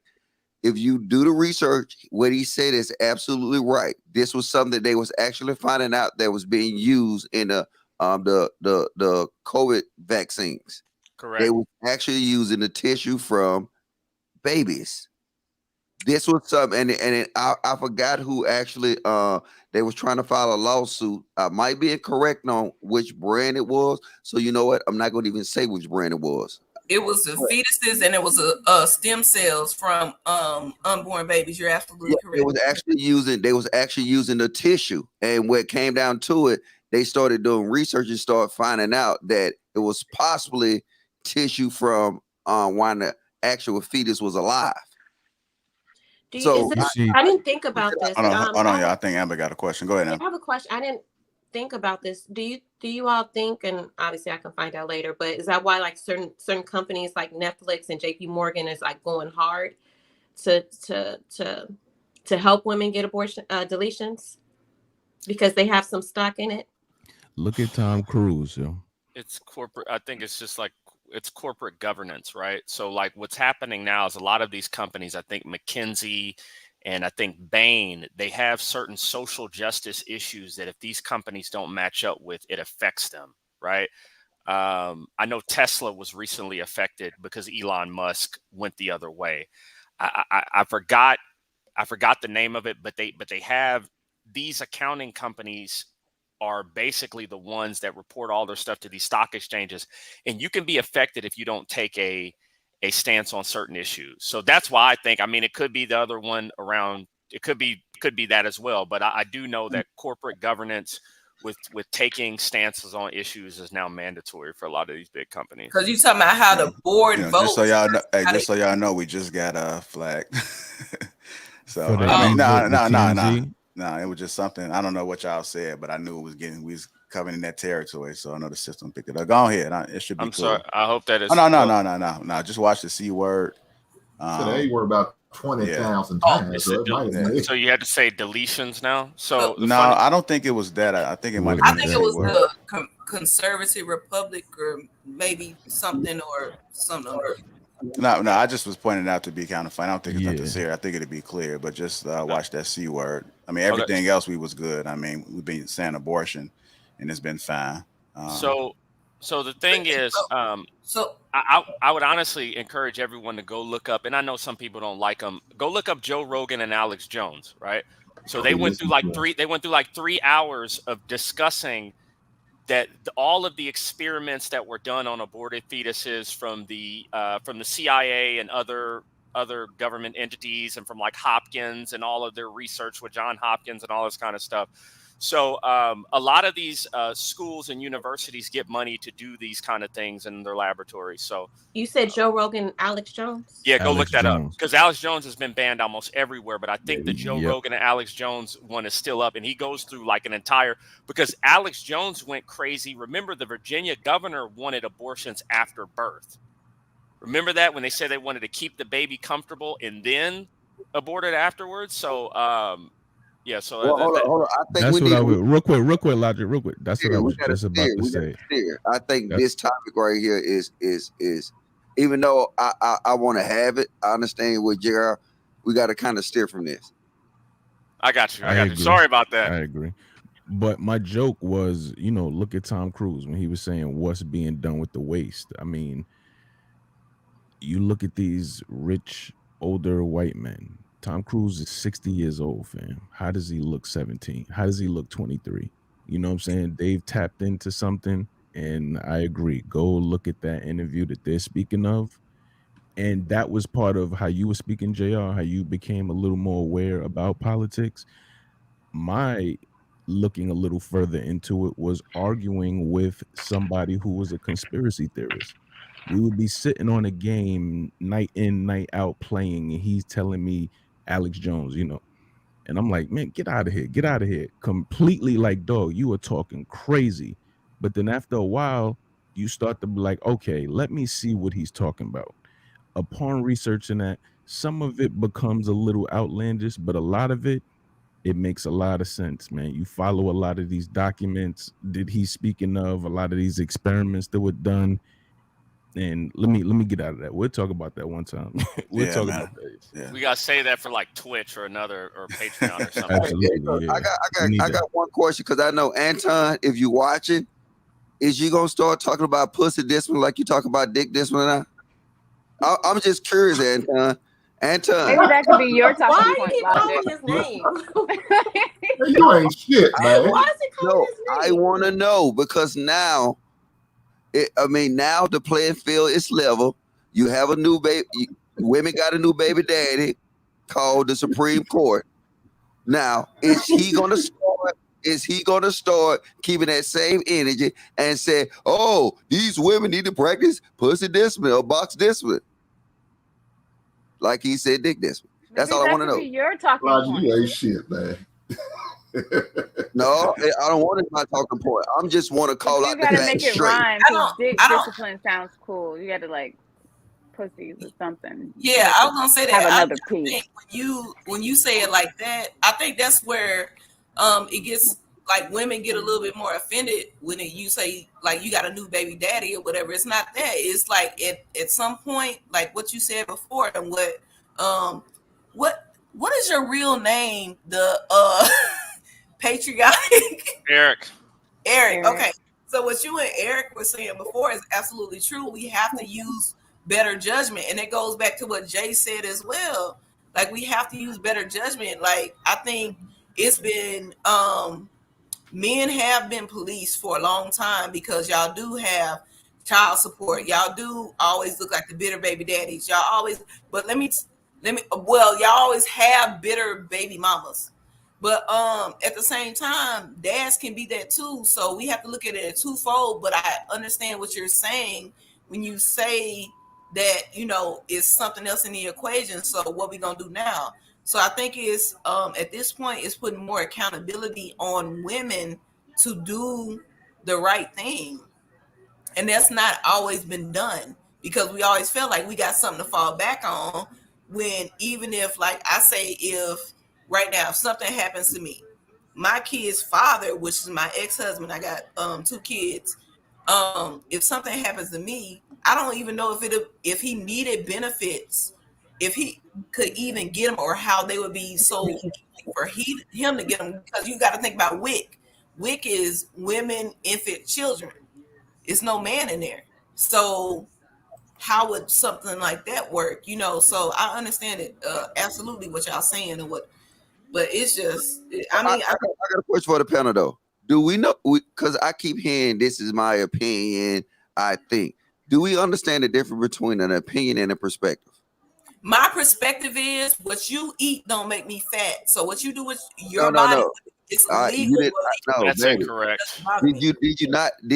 Do you understand the difference between an opinion and a perspective? Yes, my perspective is you can do what you want. No, you can't. It doesn't affect me. Yes, it does. No, I disagree. So the fact that I'll give you an example. The fact that we have supply chain issues right now due to shortages of employees affect you, right? This is basic understanding, right? Your society and the people in your society affect you, right? The fact you have a pilot shortage right now, that affects you. Your future population will affect you. What you pay in taxes will result from the people around you, Okay, so this idea that you live in some kind of bubble or balloon where nothing that anybody else does affects you is absolutely ridiculous. The future of the nation, and that goes to children, right? They will affect you. If you have Social Security, people paying into your Social Security, that will affect you. So how does that make, you didn't answer the question. So what's the difference between like my perspective and my opinion? So you still didn't answer that question. I know what you said, and that makes sense, but you still didn't answer his question. If you want to keep it he was asking you that question. I was telling you, right? Well, you took over my question, Eric. Well, your opinion's wrong. Okay. Okay. Let me just say that. So that all right, go ahead and break it down for us, Logic. What's the difference between opinion and perspective? If you didn't know, just say I don't know, so we can move on. So I'm glad, I Mel. don't know. All right, thank you, Mel. That's all you had to say. And then we could have been done with it, but now you're gonna sit here and give us a shade room comment. That Thursday energy. Look, the difference between a perspective is traditionally a view. You know what I'm saying? And then it's not based on beliefs. When you get opinion, it's belief led. It's belief. Like every time we see people up here saying, I think. You know what I'm saying? They coming from opinion, but see, we got to start actually got to start giving our perception on it, our perspective. That's different from actually sitting here saying, giving our opinions. So now we have a stronger argument, and I'm gonna tell you, just look at these live streams. If we give less opinions and more perspectives, you know what'll happen? It'll be easy to fact check. It'll be easy, and then you can't sit here and use that term like Melvin. She getting triggered. I see her. Boo, about to be pop You out always herself. think somebody's getting triggered. But no, because I had to look up perspective to make sure I was right. My perspective is, and I'll read the definition, a particular attitude towards or way regarding something, a point of view. So I was right, Eric, when I said my perspective is this. Okay, now since you're gonna go all the way, now Google the definition of opinion. So it says a quick summary of the distinction is opinion is the ideas expressed by a person. Perspective is the point of view from which they view a situation. Thank you, Miss Kelly. Blow her up because she look good. She can read. Kelly. She can read. Thursday energy. It's Thursday ass. Like you ain't shit, man. Now wait, hold up, Hank. Now Melanie. Now since we gave you context, do you understand the difference, ma'am? I definitely have a better understanding of the difference. So now I will use better terms. No, don't use better terms. We want to know. Wait, one more time. I'm sorry, Jerry. Kelly, can you read the major differences one more time for the panel? Sure. Opinion is the ideas expressed by a person. Perspective is the point of view from which they view a situation. All right. So now pretty much what we're saying is your opinions is your feelings, and we don't give a fuck. Exactly. And that's why I said I use better terms. And I'm gonna teach my kids to use better terms because I honestly don't care about my opinion. For Kayla like this, man. What's up with that? All right, what's going on, Jay? Welcome to the show, bro. What you got for us? Thanks for having me. Can you guys hear me? Yes, sir. All right. Yeah. Thanks for having me, Lapeef. Definitely want to shout out to Logic and Chaotic. You guys are doing it. You know, Logic is not here. Okay, I know. Logic is chaotic. Okay. I said Logic. Okay, got you. Yeah. And I just want to follow up on what he's saying. You know, definitely agree with what he's saying. I'm trying to see what I can add to what Logic was saying. Basically, you know, was sorry, I'm trying to catch up. I'm sorry. Yeah, he was saying how we need to also not just dick discipline, but we need maybe another word for it. But pussy discipline sounds weird. But I know what he's trying to say. We call it box barrier. We call it box bearer. No, pussy protection because it's PP. Pussy protection instead of dick discipline. You know, that sounds better. But I get what he's trying to say, though. You know, like Anton, it's always been a traditional thing to hold men accountable. We're going to do that, but we got to be also looking towards holding women accountable, you know. So you guys do know that means less sex for you, right? Just so we're clear. Because men are just having so much sex today, right? I mean, you would have to tell me you're a man. Like Kelly, say that again. You Hold need to on. be busy anyway. They think we all hoes, probably. So no, like you have the lowest amount of men having sex I with said women if all women time. start practicing nut on pussy their feet that we are protection, All calling right, y'all. One at a step time, y'all. One at a if time, y'all. women start practicing pussy protection, that means less sex for the men. I just want to make sure that's clear. and that means if- less and if problems for the men- children. And if men start practicing male power, that means more time in the kitchen for you. Hey, I have no problem being in the kitchen. I have no problem with being in the kitchen. If we're arguing ifs, Come on, Fight Club. I'm just saying, if we're arguing it, shut it down, boycott it if you want to. You're gonna find yourself out of corporate America and into the laundry room. No problem being in the We kitchen. should have more to do anyway than to worry I about. have no problem being in the kitchen. Damn. So if that was meant to be a dig, it didn't. No, I'm just saying. We're arguing ifs. All right, y'all. Who's on I Jay, have y'all? no problem being in the kitchen. All right. Yeah. All right, family. Go ahead, finish, Jay. Yeah, I can respond to Kelly, but like that's not really what we're. Of course, less sex both ways. Dick discipline, less sex for women. Puts protection, less sex for men. Like we know that. We ain't gonna talk about the obvious. We're talking about what needs to be done, and so I agree. it's for the children too. It's not just it's to make the adults better, the children better. I got so many nephews without men and husbands or fathers in their house, and they're always around women. So whenever I'm there and I'm telling them, I'm trying to hold them accountable and saying, stop crying. It's like I'm speaking Chinese to them. And they're like, what? Because they're used to always comfort. Like, I know it's a black woman thing. They're used to always babying them. Oh, go ahead and cry. My little brother's acting all soft. Whenever I say stuff that need to be said to him and to try to discipline him, he don't know what the hell I'm saying, and it's definitely a problem. So like if we're used to dick discipline or protection and like we're like just families and discipline to being only in the family, and we have more men in the home, and it's just going to be nothing but positives for the children as well, not just for adults. I'm speaking out. Yeah, I agree. I think people should wait till they get married to have sex, but everyone always wants to debunk that. Yeah, that's fine. I agree. Yeah, I agree with that as well. It's like because me and my ex-husband, obviously we're not together anymore because he's my ex-husband, but we still have a great relationship. When he talks to my son or even my daughter or even like uncles, like his best friend or whatever, I stay out of it. I'm like, nah, don't come over here. I'm not gonna baby you. And it's a lot of times we baby them. And like going back to what Amber said earlier, maybe I am a tough coach because I be hard on my kids too. Because I just try to make sure that they get something that they're going to get in life. Like I'm not gonna always be there to baby you. Like I could be done tomorrow, so you have to get used to sometimes. I have to disagree with you, Mel. I'm sorry. I don't think there's anything wrong with women babying their children, or because they're supposed to get that nurturing side from a woman.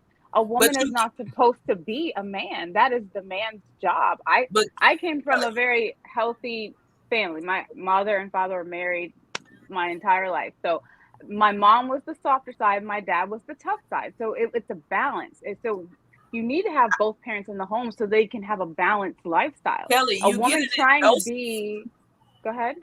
You get it in doses. See, with me and my ex-husband, then I have a new person. He has a new person too. You get it in doses. I can't always.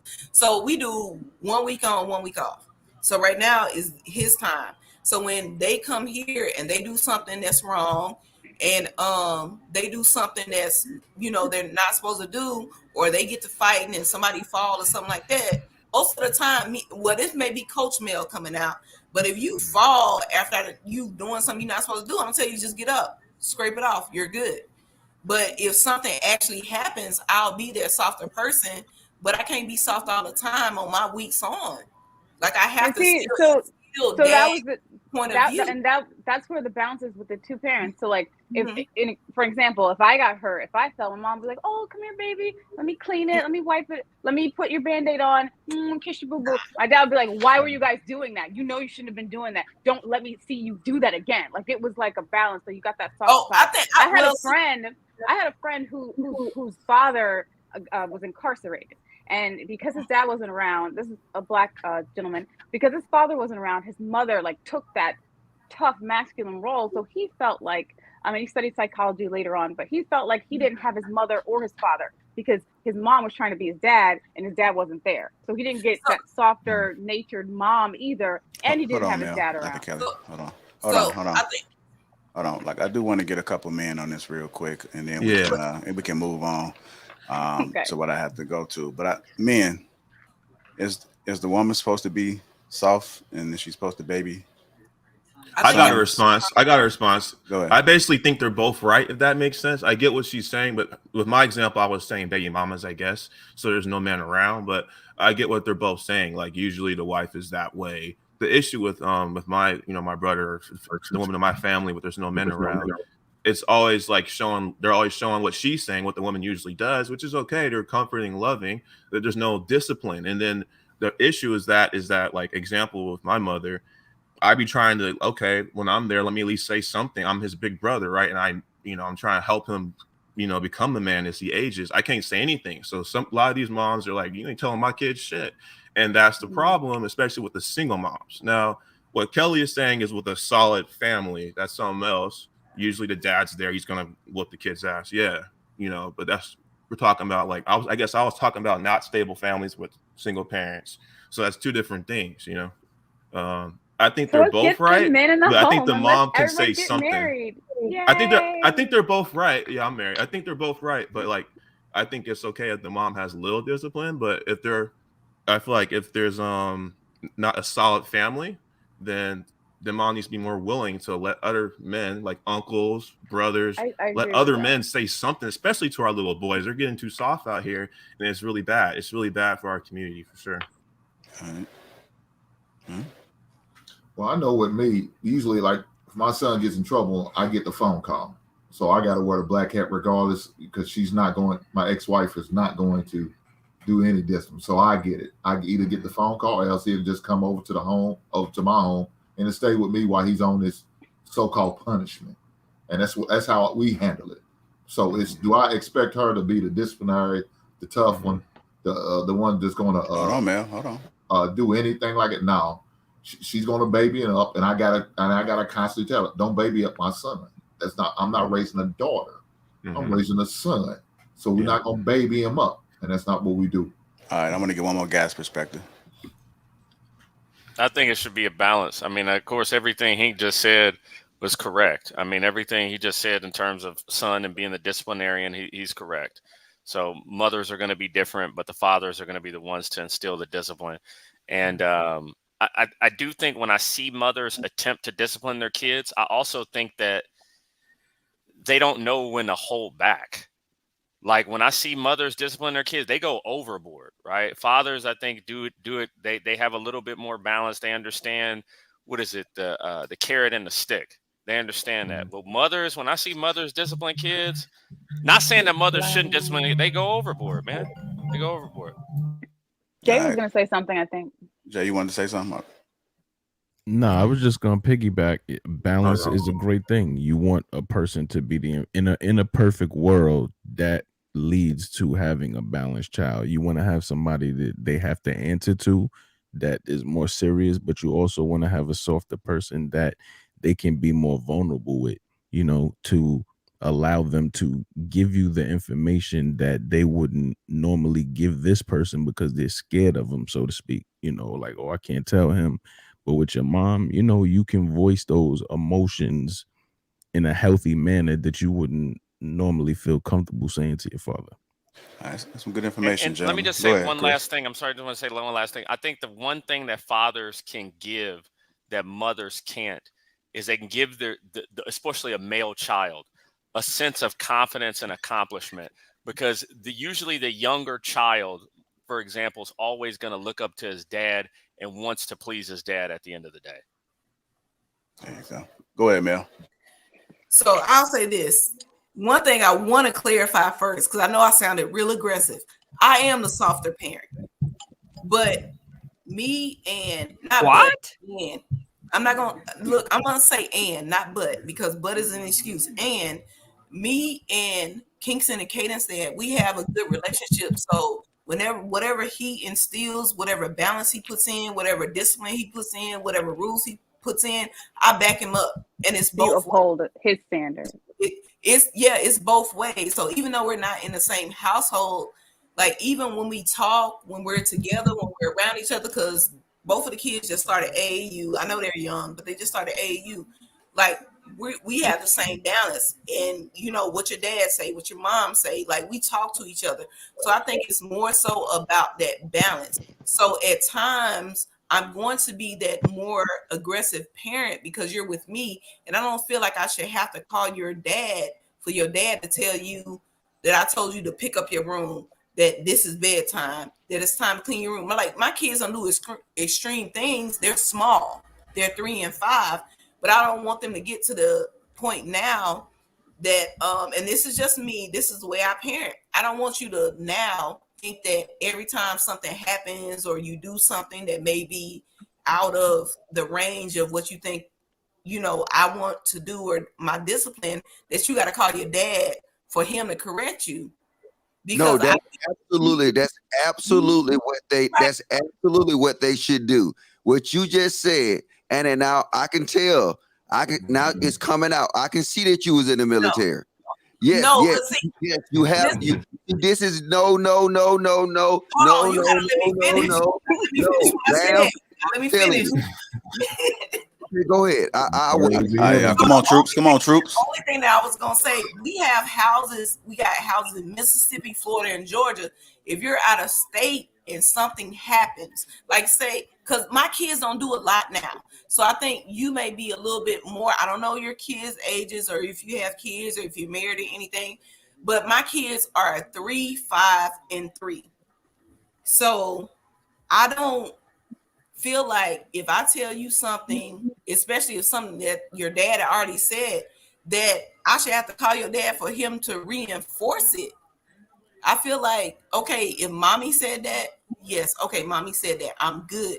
Because they're babies. Now, when they get older, absolutely. I'm going to call, and I done told them before, I was like, you want me to call your daddy? And they be like, no, don't call daddy. You know, so because I've had to threaten my 5-year-old with it a couple times. Because that's my boy, that's my oldest. But ma'am, do you know you just proved your point, your initial point ineffective? I did, but I didn't. No, you never had to call him. I hold on, man. I want to hear what he got to say. Go ahead, you just said it, ma'am. The thing is this. Look, I got a girl and I got a boys, right? I never put my hands on my daughter, and I never will. And you know what? They mom would never put their hands on them, but you know what? She a strong black woman like you, and then she'll get in her feelings sometime, and then you know what? She'll get mad because he'll laugh at it, right? So, and then now she got to go overboard. She have to go overboard. That's the whole concept of stitching cords and switches. No, smacking them in the face. No, stop. I was quiet for a while. That was the concept. The reason it was the concept is because women didn't have the physical attributes to actually discipline boys. So now they had to go overboard. And then what you just showing me is the problem in our black community. No choice day to everybody. But this is a problem. You know what? You should not do that. You should never put your hands on that little boy, because if you put their hands on the little boy, guess what? Then he'll think that women should do that. And the same thing. Wait. Okay. All right. There you go. The same thing with a little girl.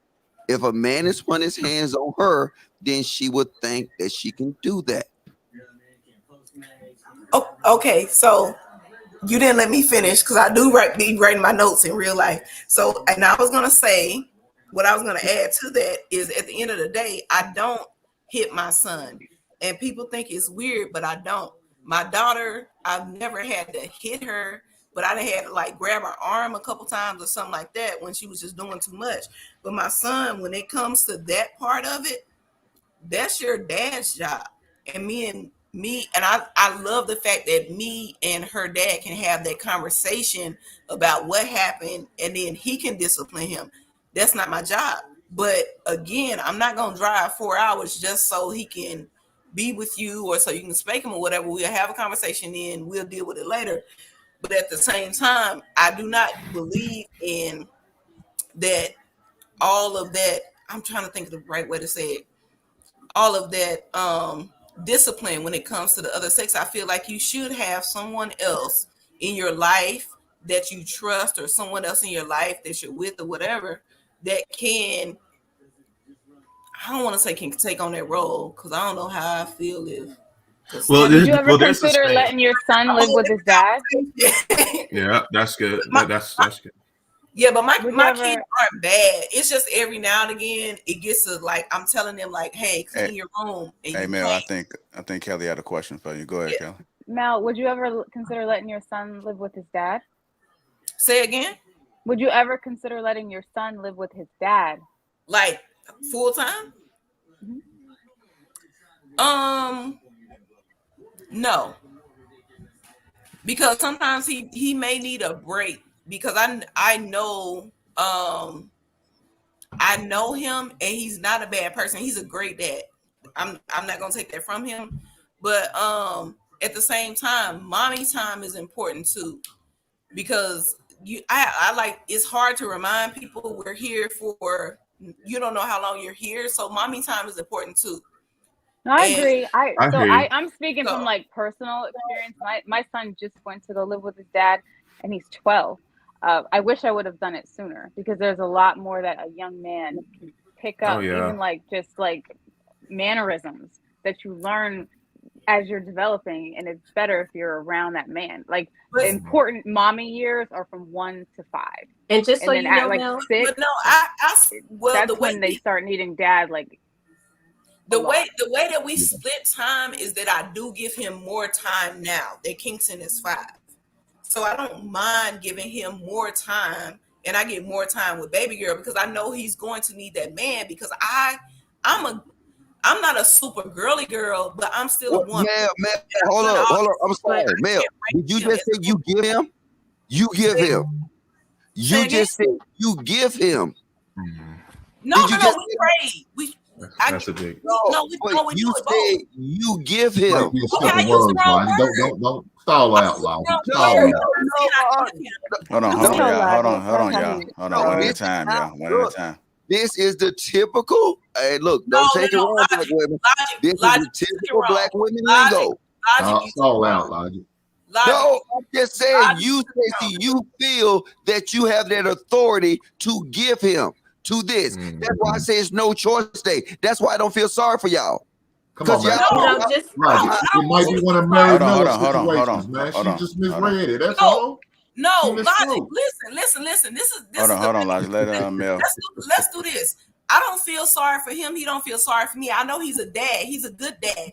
We exchange kids. We like go. We sit and talk, and then the kids will play in the park. We sit, talk about what went on with the week, and then he gets the kids, I get the kids, and then it was just a word. You taking that word out of context, because even today, me and him will text like, "How was the kids' week this week? What did they do this week?" Wait, ma'am. Okay. Hold on, Logic. Hold on. That's what you thinking about. You thinking about the typical baby mama. I'm not even close to that. Me But and my man, baby take it out of context, or did you use it in the wrong context? Don't blame me. I said I used the wrong word. I said I used the wrong word. Hold on, y'all. Hold on, Mel. I can't give him nothing. Mel. No, Mel. Hold on, Mel. Those came at me the other day. Hold on, Kelly. Hold on. I think Amber had a question. Go ahead. Now. It's mommy time. Go ahead. It sure is, Eric. Hold on. Mel, please, because we're going in circles right now. All right. No, Let's take a little breather real quick. Go ahead, Amber. I just want to piggyback to Mel what Kelly was saying, because I have a 13-year-old son, and we're preparing him to live with his dad, 25 minutes away. And he's 13. And just like Kelly said, I wish I would have did it a little sooner, maybe a couple of years early, because there were things that I experienced with, and his dad, he goes to his dad's house on the weekend. So it's not, that, but I wish I would have did it sooner. But just, this is your life, and we're not telling you what to do. But as far as women, mothers dealing with young men, the roles are about to reverse, meaning he's going to be with his dad. I'm going to be the one picking him up on the weekends. I'm going to be the one giving him child support. I'm going to be the one on kind of on the outside looking in, but that doesn't take away from me being mommy. If anything, my son father probably gonna get mad at me because I'm gonna be over there all the time because I want my son to know mommy is still there. However, I already knew when me and his father was not together, the day was going to come when my son was like, all right, mom, I'm ready to live with my dad.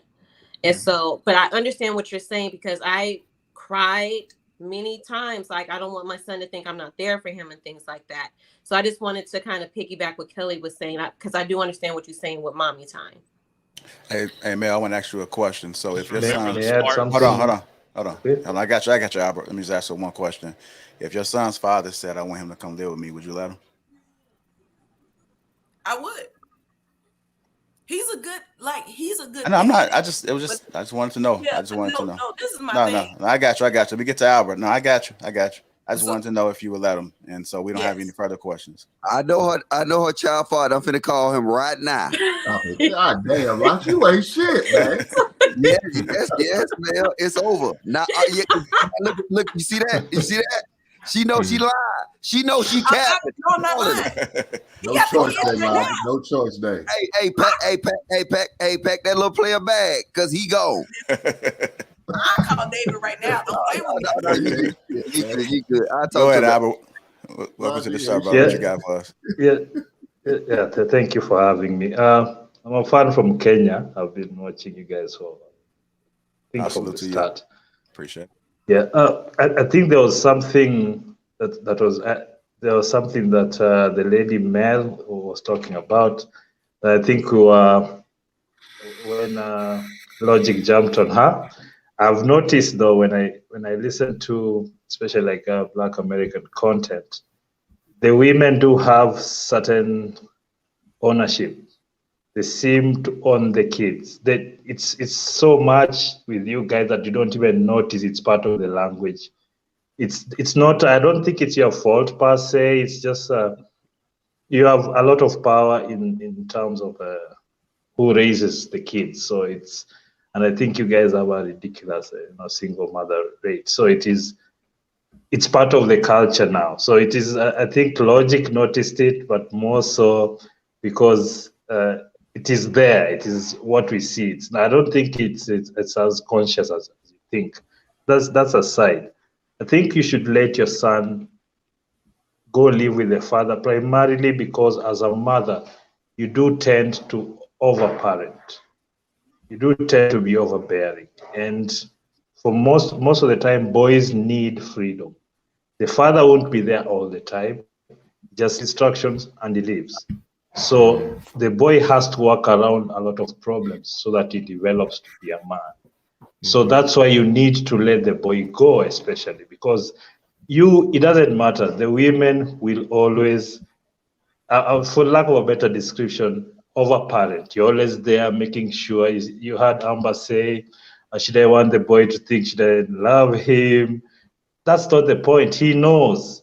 It's just that I don't know why you need the assurance continually, but you need to let him go because boys have to be independent. And generally, fathers don't tend to be overbearing because we also don't just like sitting around the house and doing whatever. So I'm hoping that sheds some light on how we are thinking.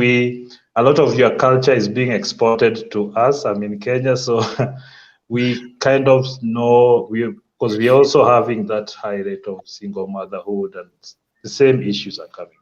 Can I ask a question? Can I ask you a question? Of course. I know you're just one person. What is the overall consensus from the Culture King watching what's going on over here in the States as far as, everything that's going on with Roe V waiting and everything? What's the overall consensus? We generally speaking, we are a lot more conservative than you guys. In fact, abortion is illegal here. Personally, I have to say it. I don't know whether it's our culture or what, but I don't understand this almost celebration of wanting to kill your unborn. It's a weird thing. I've tried to understand it, rights. child, maybe a woman is raped, or it's a child and the father, and there are all those little nuances. But that aside, they seem to be a celebration of it. I don't know why. I don't know whether you see it the same way, but from where I'm looking in from outside, looking at all these riots and protests and the language of the politicians, what is that obsession with that? Because you say it's about the woman's right to choose. That's usually the argument, the first argument. Don't you think it's only a right if it's actually not another human being? Because somehow you guys have talked your way out of not seeing these unborn children as humans. You talked yourself out of it. You know, you like now I hear, oh, it's a goo of cells, it's a cluster of cells. There's so much dehumanizing language around unborn children that it's as if, because this is what we see everywhere, when there is mass extermination of people, you start by dehumanizing them. So as far as I'm concerned, I'm thoroughly against. And I'm hoping at least for the sake of the world, you guys just push harder so that it becomes safe and rare as it was. I really can't argue for when somebody is like a father rapes the child or just rape. It's hard for me to argue that. I understand it's a different life at the same time, but I do understand that somebody might grow up in a resentful situation because the way they came to be. So I don't know whether that's the right thing. So there's that moral conundrum, but generally speaking, I think you guys have overdone it. I was reading a statistic that you killed 23 million fetuses, black. Let him finish, Logic. Hold on, Logic. Hold on. I can't understand what he said. Hold on. Logic, listen. I got him. You know I got him. Go ahead. Yeah, I was reading the other day. I think you guys have since the Roe V thing started, you aborted 60+ million kids, and for a small percentage that the Black American people are, you contribute what, 20-something million to that number? And then on top of all that, you seem to be the only demographic that's kind of stagnated population-wise. Now imagine if you are even 10 million more right now, politically, socially, economically. Imagine if you're that 20 million strong now, and the residual population growth that comes from that 20 million people. It is really a difficult situation. Like I got you. I can say this one thing that when Logic was saying Albert, he understand. You start speaking faster though, didn't he? Let me. The thing is this. I just messing with you, to be honest, I love Logic. He's right. You're right. But what you don't understand is our system of education. This is the slippery slope with feminism. We've empowered women in our society, right? We've told women that they're equal to men. This is the whole nonsense of equality. And as we know, equality is unnatural. We've adopted human rights. We've adopted all of these things, this democracy where everybody has the right to participate and everybody's equal. So it leads to this. So hopefully you will learn that in your country. But, you know, we may have abortions, right? We do have those. But you know what we don't have? Al-Shabaab. That's what we don't have, right? So how's it been at your shopping malls lately? Okay. I need to answer that because also he's right about what we've done, but we don't. It's okay. He's somebody pointing at America, and I agree with all of his points. But I'm asking him, how's the Westgate shopping mall? But he's talking about the let me talk to this. Let him respond. The thing is, no, it's fine. It's totally fine. Actually, we are not the kind of people that right now we can't afford to be hiding our heads in the sand. We did have, as far as we can tell so far, it is the rate of the attacks here as far as I'm concerned, it does have attachments to America because we are like your base here somehow. At the same time, the Somalia Somalia is a different country, but they're taking your water from no, you. no. But go ahead. No, actually, Somalia is right there, but we have a big Somali population that is Kenyan. I know. And then Ethiopia is the one that's taking the water. Okay. So we do have Albert. Hey, Yeah, hey, they don't. can't hear us. They can't hear us. It's y'all. 5 people talking. Albert, you do not have to answer. No, I'm just saying. That we have our issues here, right? I gave you the reason why we have our issue. Hold on a second. The reason why the point is this. He talked about American issues. We have our issues here. He was asked a question. Hold on, Kelly. Let me finish.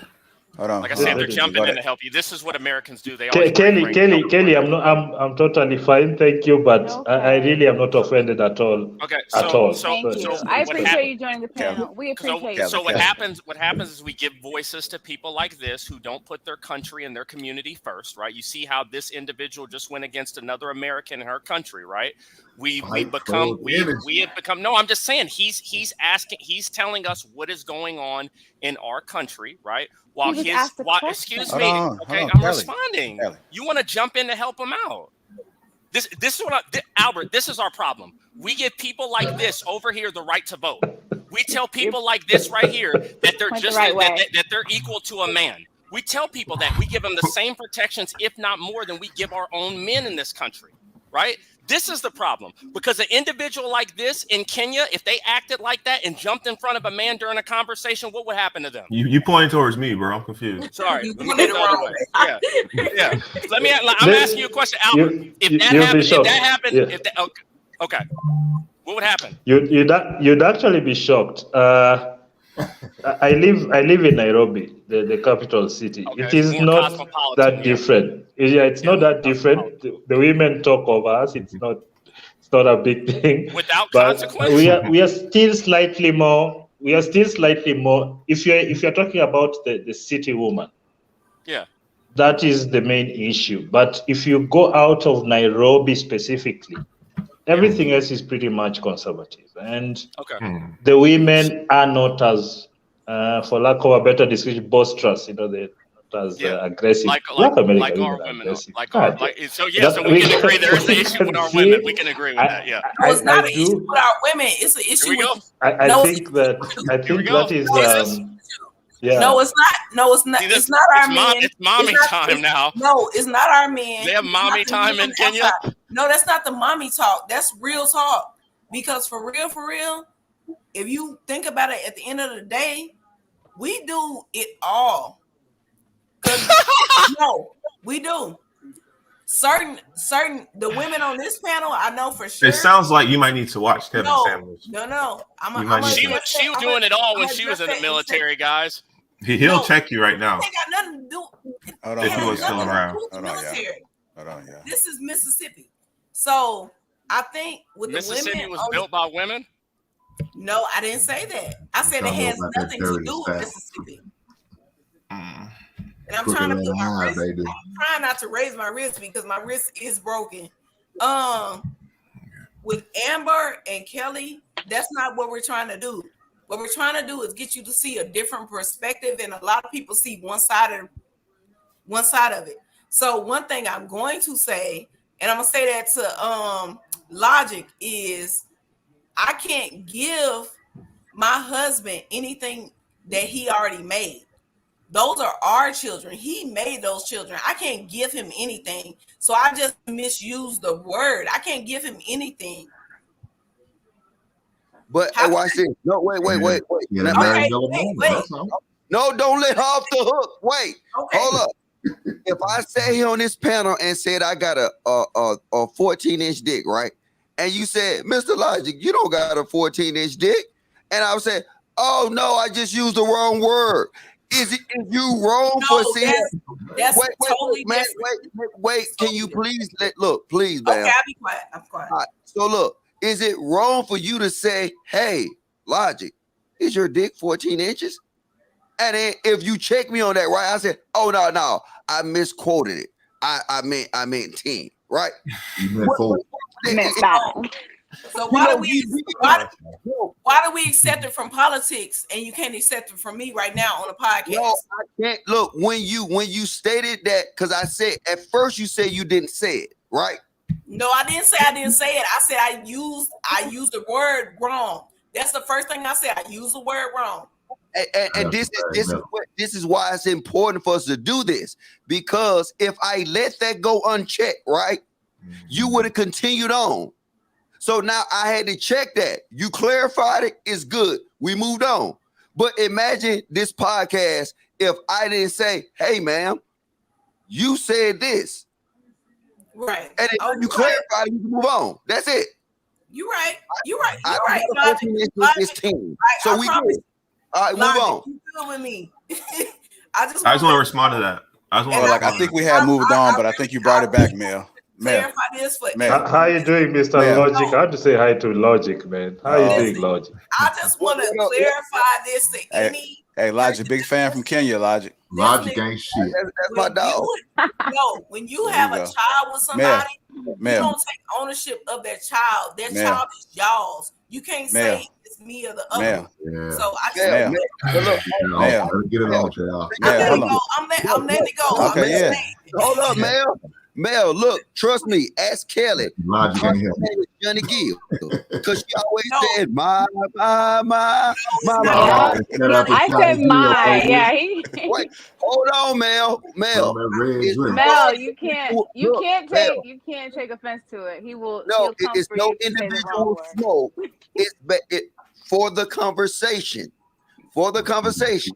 If you asking a question, you're answering a question, you're making a statement. It's the other people on the panel responsibility to make sure what you said, you meant it. And then now you clarified it. Trust me, it's nothing the person against you. I don't take it personal. Trust me. It's kind of hard to say. Hold on. It's kind of hard to say that you're not taking it personal, and then like after all this conversation that went afterwards, you piggy right back to it. So like that's why the panel was led to. Down. JR, I know, but I thought we established that. Yeah. Writing down stuff now. Everybody heard me clearly. No, we heard you clearly. Okay. If we want to keep it already, if we want to keep it funky, I can tell you why her wrist broke because. There you go. Don't do it. You spend a lot of time in the military, and a woman's body is not suitable for that type of activity. Are you serious? Wow. You must have got you there. Hold on, everybody pause. Everybody got you pause. Everybody pause. Hold on. You don't know nothing about trying to fight, Logic? He said you're the reason we lost in Afghanistan. Everybody pause. Hold on. Come on, Eric. You know what Mel is? Mel was special forces. She was one of the first women on the FET team. I got my badges, brands, and everything. So don't do that. No, listen. Do you want to go here? All right, raise your hand like you did. All right, look. All right, do you, Melly Mel, swear to tell the truth and not get offended when I blow this conversation up? Absolutely. All right, let's go. Let's have it then. And you know this for a fact that I know women who's in the military, they percentage from they pelvis exploding, they pelvis bones exploding, knee injuries. If you look at major injuries and look at the stats, it's from women. Their body is not made for this. Yes, I understand you can physically do it. It's feasible for you to do it. But the consequences of you holding that rucksack, trying to run with us, which most of the time y'all was always in the back. And guess what? Guess what? My 12 years out of my 22 was exactly in that special operations field. So you don't want to go here with me, and then I actually do. Because you said special ops win for 22 years with like how many women and what y'all do? What was y'all specialty? First off, we didn't have women because when they tried to change it and we tried to bring women on our team. But y'all tried to bring them into combat arms. Right. Y'all tried to bring them into combat arms, not just as like, and I hate to say it like this, not like a help. Because I ain't gonna lie, I wasn't specialty coming into combat arms. I was a help. I've been in since 05. You can't be special forces. You can't be an operator. Huh? You can't be an operator.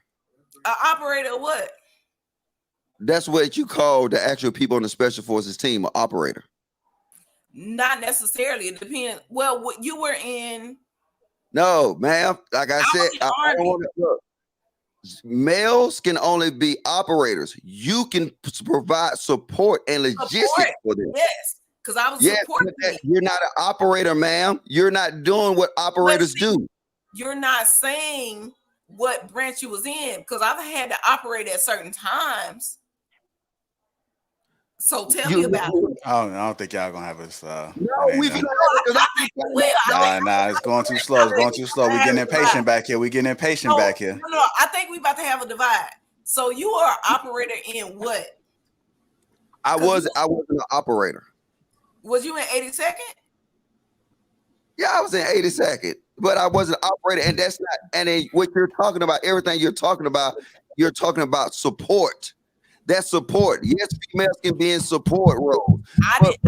About being an operator, ma'am. You're talking about being an operator. That's something totally different. Yes, you can give the special forces guys MREs, and you can give them a briefing. You can throw them an MRE, but can you physically do what they do? No, you can't.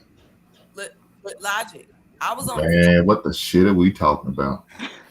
All right, well, look, add me on IG after this.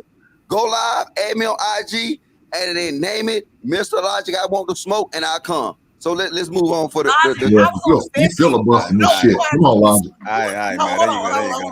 Hold on, Mel. You ain't got this smoke for Kayla on Thursday. Logic, I was on a Fed team. And then not only was I a Fed team, I was front line because I had to go meet with ambassadors and stuff like that. So don't categories. He ain't coming for you. He ain't coming for you, man. He wants to get in your DMs, man. That's hey, all. Maya in the back. I need you to come on cam in the back, Maya. He want to be your kid's stepdad. Cam in the back, Maya. You said what? Logic wants to be your kid's stepdad. No, that's my dog, man. That's your dog. I know she is. You want her to be dog. Maya, come in the back. Come on, Cam. Come on, Cam in the back. Come on, man. All right, y'all. We're gonna move on. We're gonna move on. Stop being a pervert. What you say, Amber? Stop being a pervert. You don't know how. What's going on, Sway, brother? You right. Y'all right. Hold up. Hey, JR, we got a special forces operator in the chat right now. I didn't say operator. I said I was special forces. I didn't say operator. Calm down. I know you're not an operator. Thank you, Quest. Thank you, Quest. I see it. I see what Quest just said. All right, what's going on, Sway? Oh, my mic. Oh, my mic. Can you hear me? Yeah, we can hear you. All right. I didn't come up here to talk about the special forces and women can't be in special forces. We already know you can't because you can't even go facial hair. We already understand. All right, y'all. Come on, y'all. Go ahead, Sway. That's that Thursday. Logic. You don't want me to come on. You got that damn hat on because you ain't got your spray on today. I know why you got a hat. You don't got his spray on hairline on today. So don't talk about me, boy. No, take that hat off and let's see that spray on that's not there today. Get up. Anyways, the men on the panel know what wolfing is, but you. No, you don't know what a man go through. You might as well. Can you hold up, move. Put him next to Mel. He don't know what a man go through. Put him next to Mel. Damn. Your logic ain't shit, man. Well, logic, you're right. Because if I say something back, we won't be here all day. Hold on, y'all. Hold on, because we ain't got that much time because we got a lead on me coming on. So, logic, go ahead, Sway. Mel, we got to move on. Mel, we can't go back. We can't go back, Mel. Man, hold that smoke, man. By the way, Mel, Logic is single, just so you know. Mel, JR is going to create a whole soundbite just for you. I see it coming. stop, wait. We got to go back. Wait, where's Sway? No, I just came up here because I saw the topic about the sons being, the where is Mel's situation where she has sons and the son living with the father eventually, and how that whole interaction, and I can see it when she asked, like, would you consider giving him to the father? And the way she paused, thought about it, wasn't really feeling it. I think my mom had to go through the same struggle. I mean, I moved with my dad in 6th grade, and honestly, it was probably the most beneficial time and beneficial move as a man in my entire life, because typically, moms like to, I wouldn't say baby their sons, but my mom would try to be strong and straight, be like, hey, clean your room or whatever. But then say my little brother didn't clean his room in 30 minutes, 30 minutes later, she would go in there and do it for him. Mm-hmm. My dad didn't do none of that. He said, you're going to keep your room clean. You're going to do your own dishes. You're going to cook your own food. Any dishes you do, you're going to clean up after yourself. You're going to clean your own, clean your own clothes, all that. And he would come in and check the room or check the bathroom and make sure it was clean to how he wanted it done. Not how he wanted it. I feel he didn't get his hands on. He wasn't trying to do nothing for us. It was, you going to figure this out. And I'm going to tell you when I want done. And if it's not done, you're going to do it. And you ain't going outside. You're not playing your game. He never beat us, not once. What he liked to do is, damn, you all right over there, dog? So my girlfriend's here. Hold on. So I'm so excited. Baby, what are you doing? You need your mic, man. Whoop your ass, Sway. I agree. Sway, since you said Mel in your comments. Hold on, y'all. Hold on. Maya True in the back. I need you to come on cam before I bring you up. Wait, okay, Maya True in the back. Sway said Mel. So let me say this. What I do, even like and like I said, I'm not your typical baby mama. I'm gonna let their dad, even though he's not in a house all the time. And I'm gonna say this to say nothing else if I don't have to. Whatever, like when we were living together and he was here daddying, the rules he put in place, the way he did stuff, I followed that with my son and my daughter. It's like little things we do. Like every morning we get up, brush teeth, clean the bathroom, make your bed. Like my bed made now. A lot of people bed ain't made right now. That's on a panel, probably. Bed what? Made, no, for real. I'm calling y'all out.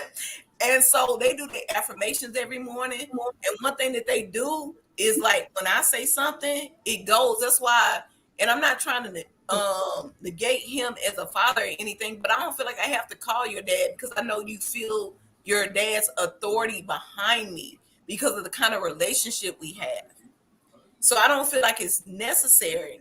But at the same time, I'm not saying I can raise him to be a black man because that's what I'm not. I am a black woman. So my charge is to raise Cadence Lee Graham, not Kingston. We gonna do that together, but I don't have a problem. That's why right now we doing 1 week on, 1 week off. I could have been an asshole. Oh no, I'm gonna keep the kids majority of the time. You only get them weekends. You gotta pay child support and all this other stuff. None of that's in place because it's not. You could have been an asshole. Yeah, that's not beneficial to the kids. I could have been an asshole. See, you're still, you don't even know. The more you talk, the more you dig yourself in this hole. No, I don't. I'm not digging myself in the hole. Proving that you have a power that he don't have. No, I'm not. That's why I'm not negating the power that I did have when I went to court. But I already saw the judge, how the way she was looking at him and treating him. And I was just like, no, let's not do this. This is what we're going to do. Me and him sat down and came to an agreement that we both got to agree with because I know the judge was like about to be an asshole. And like to this day, anybody that talk bad about my kid's father, anything, can't do it around me. Anybody so you don't undercut that man. But man, you don't undercut that man when he disciplines your kids. Hold on, y'all. What you say, Amber? Can I ask you a question? I got an answer. Good. Okay, good looking out, sis. If me and Kelly sharing our story, we're in the same situation, and this way grew up in that where we're all saying, kind of agreeing that maybe what's best for our boys who are coming from a single parent household to live with their dad? Like, it seemed like the overall consensus, because we care enough as parents. We want what's best for your son and for you. And the overall woman majority saying it might be best for that boy's development, young man's development, to live with his dad. And just like Albert said, and I felt seen, we don't need to do extra to prove that we love our boys. They know we love them. But the reason I don't say it was that is because for a little time, because of the Army, I was absent. And I think that bothers me. It still sits with me a different way because I was absent. Like, I was melting over milk and stuff like that when he was still a baby. So I was absent during a certain amount of time. So I think that still sits with me a little way. So it's more personal because of that. Yeah, it's a little bit more personal. But I wouldn't have a problem if he said he wanted to go live with his dad. I wouldn't have a problem with it at all. So you feel like you already missed time? Yeah, right. Trying to make up for lost. Yeah, I'm trying to make up. Okay. And I want to respond to her on that real quick. Hold on, Jay. Hold on, we're gonna let Sway go, and then we'll get to Maya. Then I come back to you, Jay. And I don't knock you for wanting to spend time with your sons, your kids, all of them. But I think after a certain age, the time to visit a parent, after age 7, the person they're gonna visit as the parent would be you, not the dad. So the dad should have the majority of the time so they can pick up on his mannerisms, his daily routine, what it's like to actually move and operate as a man. Visiting time can be with you. You can get the weekends, or you can get every other weekends or the holidays or vacation times or whatever it is. They need, especially the sons, they need to understand what it's like to operate and move and mimic by the actions, not necessarily the words. Because a lot of times in our community, we have more so do what I say, not what I do type of thing. And a lot of times young boys, they can get misconstrued of what to actually do because they don't see it every day. So I'm saying, like, I get it. It can hurt. My mom hurt. She didn't want to do it. And it can be somewhat selfish to keep the kids. But in reality, it's better for them in the long run to go with their father if it's a boy. Like I said, you can keep your daughter as long as you want, but the sons, I push that they need to have their father every day after a certain age. So I agree. It was hard for me because my son's father is in another state. So I'm in Florida, he's in Virginia. So I can't just go like Amber and just drive and see him 25 minutes. All I can do is FaceTime him and plan trips to go see him. But even the other day I called him, I was like, "Oh baby, did you get to see Jurassic World yet? It came out." And he was like, "No, Mom, it's so different here. I have to earn stuff." And he's like, "You would have just taken me." He said, "Dad makes me make sure I do all my chores. I have to make sure my homework is done. I have to do extra assignments. I have to earn the money to pay for my own ticket." I was like, "Oh my God, that's like prison." But I understand that there's a discipline that a man can bring that a woman, she'll just never be able to achieve. It's not the same. Hold on, y'all. And they respect it on a different level. Hold on real quick. Hey, y'all, we live August the 5th and August the 6th in Atlanta. The LAPEEF experience takes over. I'm posting that link right now in the chat. So make sure you guys click that link, get your tickets. For the people that already bought their tickets already, salute to you. We are live, the LAPEEF experience, ATL. 2-day event. We are not paying for hotels, but that ticket will get you access to Friday and Saturday show. 2 shows on Saturday, 2 shows on Friday and Saturday. Yeah, 2 shows. And also some special things in between. So make sure you guys come out. It's definitely a vibe. Let me get to Maya. Maya, what's going on? How you doing? Welcome to the show. What you got for us? Hey, Maya. Hey, everybody. Hi, Maya. Can you hear me? Hello. Yes, we can. Okay. Well, I also think that men should be raised, little boys should be raised by men. But is it okay if I go back to the overturn of the Roe versus Wade? Yes, you can. All right. So I have a question, like, for the men on the panel. Like, are you guys against or for the overturn? I don't. I'm good. I'm just glad. I'm glad No Choice Day has been officially enacted. Like I said, I don't care what y'all do. Like it. I mean, for or against, I don't care. But I just don't like to see a biased outrage. That's my whole point. It's a bias. Why is it a biased outrage? Because a lot of people are Wait, Logic. I want to ask Logic. I'm so sorry. I really want to have this conversation with Logic. Why is it a biased outrage? Let's go. Hey, wait. JR, can I request a box out, please? If she that bullshit, man. This ain't Thursday, man. I'm still waiting to get back to Mel. Hey, Logic, we ain't got that much time, Logic. Go ahead. Y'all ain't Mr. Logic, Mr. Roe v. Logic, Wade. let her talk. This ain't Thursday show. Okay. Well, I really wanted to just zero in on the guys who was against or who was for the overturn of the Roe versus Wade. I do feel like men should not have any say so when it comes to a woman's body. Just as you were just telling Mel that, you know, she has no idea what it's like to be a man. I think that men have no idea what it's like to be a woman and the things that we go through. I also feel that there is limited control on men populating the earth, but we want to focus and control the woman's body, you know? And I think that and I want to say I'm not for abortions. You know, I really don't believe in abortion, but I do believe in pro-choice. And I think Mel was saying this earlier. A lot of people, Black people, are not just less for abortion. I think more Black people are pro-choice. And we think that people should have that right to pick and choose if they want to bring a child into this life. You know, and I think that's wrong as well. But I also think, oh, I'm sorry. Did you want to respond to that? Because I will just keep talking. No. Well, I'm gonna ask you this question then. Since you had this question, you got to look for me. So I'm gonna say this, right? Do you think government should be involved in any decision dealing with a woman's body?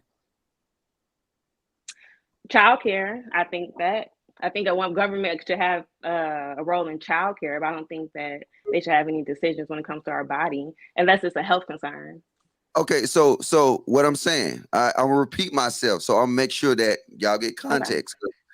You know Mel. So I don't know Mel. My family from Mississippi though, but I don't know Mel. Okay, so look, so now the consensus is right now is that the government should not be involved in anything that happens to a woman's body. They should have no say so. They should not do no enforcing. They should not do nothing because these laws is an enforcing mechanism, correct?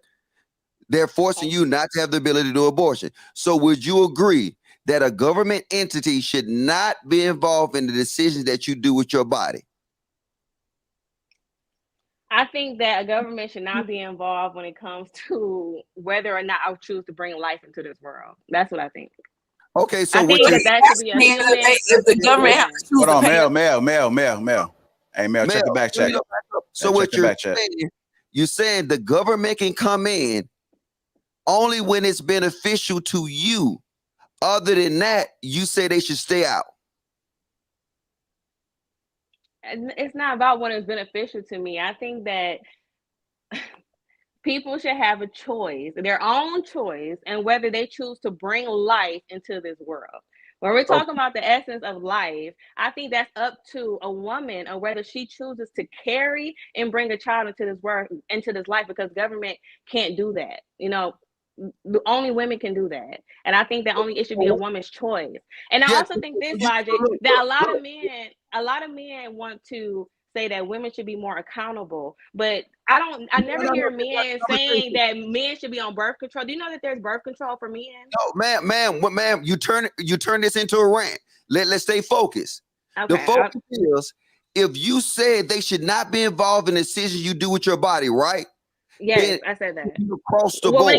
When it comes to pregnancy, when it comes to bringing a child into this earth, I think the government should not be involved in the decision to do that. In the decision to do that. What you're saying is that you want them involved only when it's providing you some form of incentives and protections. But if they do to you, because if you want to keep it funky, this is all that happened, right? What the Supreme Court did is they told you if you have reckless sex, if you do anything crazy, by you actually having sex, you're consenting to have a baby, right? That's what they're telling you, right? And then now, isn't that the same message that you've been telling men for years? By you having sex, you're consenting to have a baby. So now, the same choices that you gave men on both ends, right? On men and women's ends, and we're both consenting to have a baby if we have sex. Then, correct? Okay, yes, I can agree with that. Right? Okay. So now I'm just saying. So what's wrong with this verdict then? Because just like you've been telling men, he stuck his penis in there, right? Then he consent to have a baby because he knew the possibility of him having a baby. Now all daddy But the government. men are not being controlled or governed. The men are not being governed. It's the women. Hold up. Ma'am. All daddy government told you is the same thing you've been telling men for years. You had unprotected sex. You knew what could happen. And then now, by having unprotected sex, you consent to what may take place. That's it, ma'am. I understand that logic. I understand that. That's fine. Okay, women are now being told you need to be more responsible when you open your legs. You are consenting to having a baby. My issue is not governing the women, it's governing the women only. I feel that men should have some governance as well. It's always about let's take the women's rights away. Let's make sure the women close their legs. Let's make sure the women is on birth control. Let's make sure the women is doing this. When in reality, the men need to be more control than the women, in my opinion. But no, ma'am. No, daddy government is already taking responsibility for that. Because right now, if you get pregnant tomorrow by Mr. Logic, you know what government gonna say? Mr. Logic, you got to pay medical, you got to pay dental, you got to pay $1,500 a month, you got to do this, you got to do this. If the guy signs the birth certificate, but what about if a guy doesn't sign a birth certificate? Hold up, wait. Maya, I used to like you when you used to sing back in the 90s. Look. Oh, God. Look, ma'am, all you're getting is what you've been given. And I don't know. Now, you, like women, not you personally, but women been given this. All now it is that it's another entity that says, you know what? We're going to support it across both ends. I don't understand how women don't understand this. I think that women understand it, but I feel like, You can't have it both ways. I feel like it's Maya. not You equal. can't have it I both feel like ways. it's okay. Men, Drop that in the chat. Mr. Logic got you majority of abortions happen in the African American community. And this is just a difference. It's kind of moving the goalpost. No, I also wanted to talk to you about this, Logic. But that's not factual. That's your opinion. Okay, but this is facts what I'm about to say. So African Americans lead in abortion rate, correct? Okay, can you put that in the back chat for us? No, that's the facts. How is it a fact? Part of the Pew research, I promise you, it's known. I can pull up the statistics for you, and I will put it in. Right, we're just asking for your support, so make sure you do that. Okay, don't leave here without giving that support. I will do that. Now, African Americans lead in poverty as well, right? So what my end result, what my mind goes to with the overturning this is I see a whole lot of babies about to be born with people who can't afford them. Okay. So when I see this, I say, is this a tactic to keep the poor poor? Because my thing is, we can't afford them. The foster care is about to go up. The Republicans that don't like to pay money, that don't like to pay taxes, your tax dollars are definitely about to go towards childcare and funding for these children. So I'm just saying, I mean, in the long run, is it beneficial for anybody for us to overturn? And Maya, I want to ask you a question. Are you coming in this conversation in good faith? Yes. Okay. Can I come in with an answer? Hold on, Mel, please. Give me a second.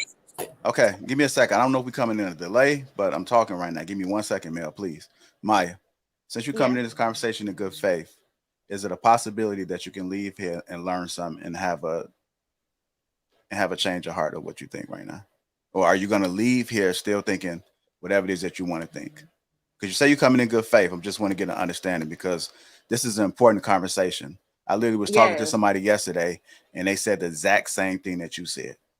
Mm-hmm. And so I am willing to change my opinion. I just think that. So then, like, what support do you need? Is Logic not explaining it correctly for you? I think it's very one-sided. Like, we're not seeing the other side. Like, it's so heavy one-sided that when someone like me comes on and says my different perspective, it's like, can we change how you feel? You don't have to. I want to change. I want to enlighten the conversation. Let's open the conversation to both sides. Okay, it's not just dominated by one side. Okay, but we're opening up the conversation. But I just want to make sure that you're receiving it as well. Okay. Okay. Yes, so I am. Okay. Hey, Elijah, hold on, Elijah, hold off 1 second. Hold on. Okay, go ahead, Kelly. Go ahead, because you haven't spoken in a while. Go ahead. And I want to go get to Jay, because Jay been pretty quiet. And then maybe Jay's perspective can enlighten the situation, enlighten the conversation as well. Tamaya, I guess my stance is more personal accountability. You said this is your stats. I don't agree with them, but you said that the African American community leads in abortion, and you said that they lead in poverty. So it sounds to me like they need to take the time that they're having unprotected sex and make more money. Like they can change the narrative, but we constantly keep making the wrong decisions. Okay, let's get it up. But women, you say women should be able to choose. Yes, they can choose to keep their legs closed and not just let guys come inside them unprotected. Like that's a choice that women make. They can stop that. They can get better jobs. They can educate themselves. Men can do the same thing. It's to me, it's a repetitive circle that just keeps continuing on and on. And it's like, why can't we change it? That's all I have to say. All right, go ahead, Jay. All right, Maya. I'm gonna try to keep this. I meant Jay the story. I'm sorry. Oh, yeah, because he hasn't spoken in a while. No problem. Okay. He's saying you can go ahead, Jay. All right. Yeah, I'll try to keep apologies. this. Yeah, No, it's fine. It's fine. I have my name here, but I just changed it to Jay. But like, yeah, I was trying to see like what you were saying when you were saying your body, your choice, like, and then you're kind of going into abortion, and then how a man can have no say and the government has no say. Right now, as we speak, the government has a say when murder is happening and death is being done. Like the police, that's the government, right? So when you're talking about your body, it's not your body. It's another child inside of your body that you are killing, and you are having an abortion. Just as long as you know that, like, unless you don't, look at it that way, and abortion is, murder. Or I guess I'll start there with you. Okay, Jay, I definitely think that abortion is murder. I definitely say that I am not a fan of abortion. I think I'm a fan of choice. I just think that people should have let me respond. A choice. Well, okay, I choice, I get it, but that means you're a fan of someone dying, killing. You're choosing to kill someone. So you're saying if someone goes outside and chooses to shoot you, that's not okay. But if a woman chooses to get an abortion, that's okay. Someone's dying either way.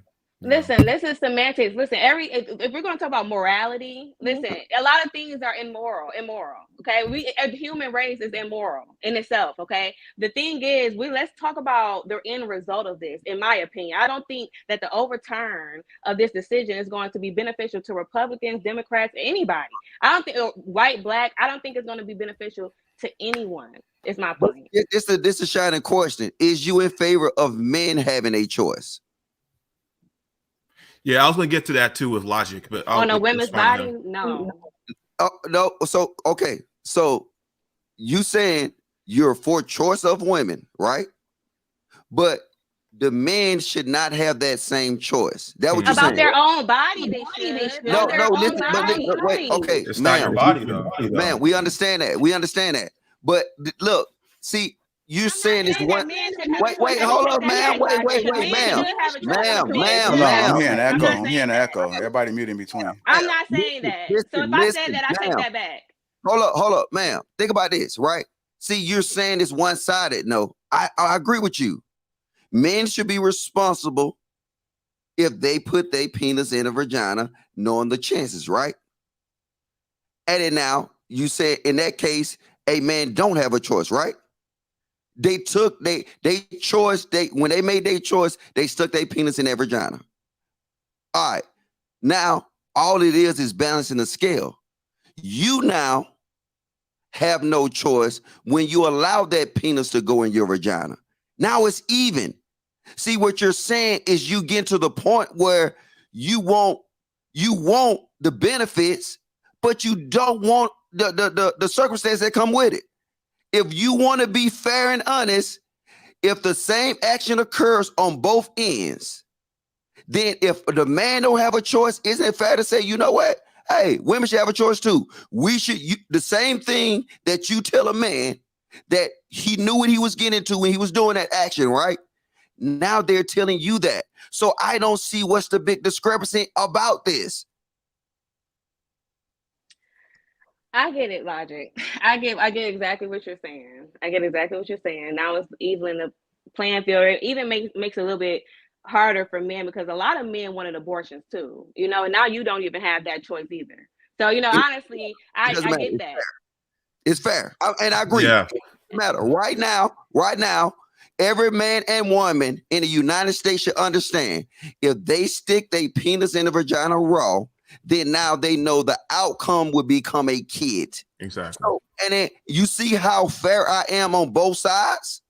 I'm saying a man should take responsibility and a woman should take responsibility. But what you saying on this panel before then is you saying, you know what? No, regardless of the circumstances, a woman should be able to play both sides of the field. And it said, no, it's even. If you believe that on one end, believe it for yourself. And the only difference is now we got somebody called big government that's now your new baby daddy. And another response I want to say to that, like, yeah, I mean, if anything's even or leaning towards the woman's side, I definitely learned this while watching Kevin, but he basically was saying there's many men that are fathers who don't want to be fathers. They don't. But you guys have a double standard here. And I know double standards exist. I'm not going to sugarcoat nothing. I'm going to be hard with my son and my daughter, but I'm not going to sugarcoat the fact that my daughter, I want her, you know, I want her to get married because I know it's harder for women because y'all have the children. But the double standard I was going to say that benefits you is the fact that if a man gets you pregnant right now, a man gets you pregnant, and then it's all up to you. The child's here or not, it's on you. But vice versa, if he doesn't want to have a kid and gets you pregnant, it don't matter. You're going to have the baby if you want to, or you're going to abort the baby if you want to. You get all okay, the I just say. have one more question. Not to no, interrupt you, Jay. Okay, I just have done. one more question. Okay. Hold on, Mike. Hold Almost on, done. Mike. Let him finish, and then you can ask your question. You get all of the say. You have all that power, and if the baby is here or not. There's many stepfathers who will tell these women abort that. I don't want to have a child. I think it's murder, but I'm saying let's say that their choice, like you, they want you to abort the child, and the woman's like, I'm having the kid, and then the kid's just here, single baby mamas. You see it right in our community. You have more of a say. You have more of a choice, and you know, that's a double standard that you have that you probably don't realize that women have to this day. Other than that, I see, you know, the double standard in terms of you guys have the child. Okay. You guys get pregnant. And in terms of that, if we both just disciplined and wait till marriage or whatever, like Logic's saying, that's how you avoid this whole mess in the beginning. But yeah, I'll stop there. Okay. So do you men or women as well, do you guys agree that the overturn of this Roe versus Wade decision will more than likely lead to more poverty in the African American community? I hear you, Maya. I hear you, but I just want. Do you guys believe that? I just want to yes or no. Do you guys? No, I hear you. I just feel like everything I said went over your head, but it's all right. It didn't. Because I had a point that I was trying to make, Jay. I'm sorry. This response is not into what you were saying. So, do you guys think that though? I think nothing changed, ma'am. I think the same way that a woman can choose to have a baby, knowing that she cannot financially take care of it, and then she wait, hold up, and then now she still have that choice to actually do it. Now it's like right now it's fair, ma'am. Right now, that's not my point, Logic. You're not listening to me. What I said was, do you think that this decision is going to lead to increased poverty in the African American community? I don't think so. No, I You don't think so. Well, how could you not when there's going to be an increase in childbirth, and you guys just said that there's single. We're going to have organized families. Who's going to have organized families? That's what we should. We're going to be pushing for that. We're pushing for that. I was pushing for that, but Mel also made a good point, or was it Kelly? She said people don't make good. I think you guys have too much faith in human society when we're known to make bad decisions. I think people are going to have sex at the same exact rate as before, even more. Okay, I think that you guys have a lot of faith. You're basing all of this on the cadence that human society is going to make good decisions. And I think that it is historically we don't make good decisions. This platform is supporting and advocating for good decisions, but we don't make them. So I think that there's going to be a lot of childbirth for Black people or all humans. No, we're gonna go to Mel. We're gonna go to Mel. No, she's been waiting. Our community, just Black people. You said human. Well, I mean, all right. Go ahead, Maya. What I feel like you're not saying, and this is just on your personal self. You're not giving enough faith into yourself because it's a lot of single parents out here that are contributing to society, and they're making our economic work. So I know it's not the ideal for a lot of single parents, single moms, and single dads included, because there's a lot of single dads that don't get enough credit, because single dads, they do their shit too. So what I'm saying is, what you're saying right now is you think it's going to be a burden on a society that's single parents when you think our society is overwhelmed. Is that what you're saying? We're not married. None of us are married, right? No, that matters. And that's the whole point, Mel. It does matter. Nobody is married. No, so there is going to be a lot of broken homes. People are having sex at a ridiculous rate, and now we can't get abortions. I'm thinking realistically and logically here. But how about being more responsible? I agree. No, I agree with you. We should be more responsible, but I think that you guys we're not talking about broken homes. We're talking about fixing the problem, even if it is a mother and father being like not together. We're not talking about that. What we're talking about is making sure that our youth is good, because right now our decisions in some states are locked. We're not talking about broken homes. We're talking about making the decision when we lay down and making the decision when that baby. But we're talking about the end result here. I think we're going to have a lot of broken homes. And we're going to have a lot of poverty. I mean, that's just honestly, we talk every week on this platform about how African Americans are at the bottom of the totem pole. We talk about this every week. No, they're not. True. It is true, man. No, it's very true. No, it's not. I can't. I'm not. Listen, it's true. It's true, you guys. I don't know. Hey, look here, man. Hold on. Let me go to Hank. Because he's been quiet, y'all. Go ahead, Hank. I don't understand, man. What about being responsible and accountable? What's wrong with that? God damn, man, this is some like bullshit. How many people out here having raw sex? Like, does that happen? Yes. Why you let some dude? But that's what society we're in. Everybody has raw sex. Hold on, ladies. Let him get at it. A lot of us are. Hold on. Let him get at it. Come on, y'all. Go ahead, Hank. I just don't understand, man. I mean, y'all worry about a child. What about the STDs out here you could contract?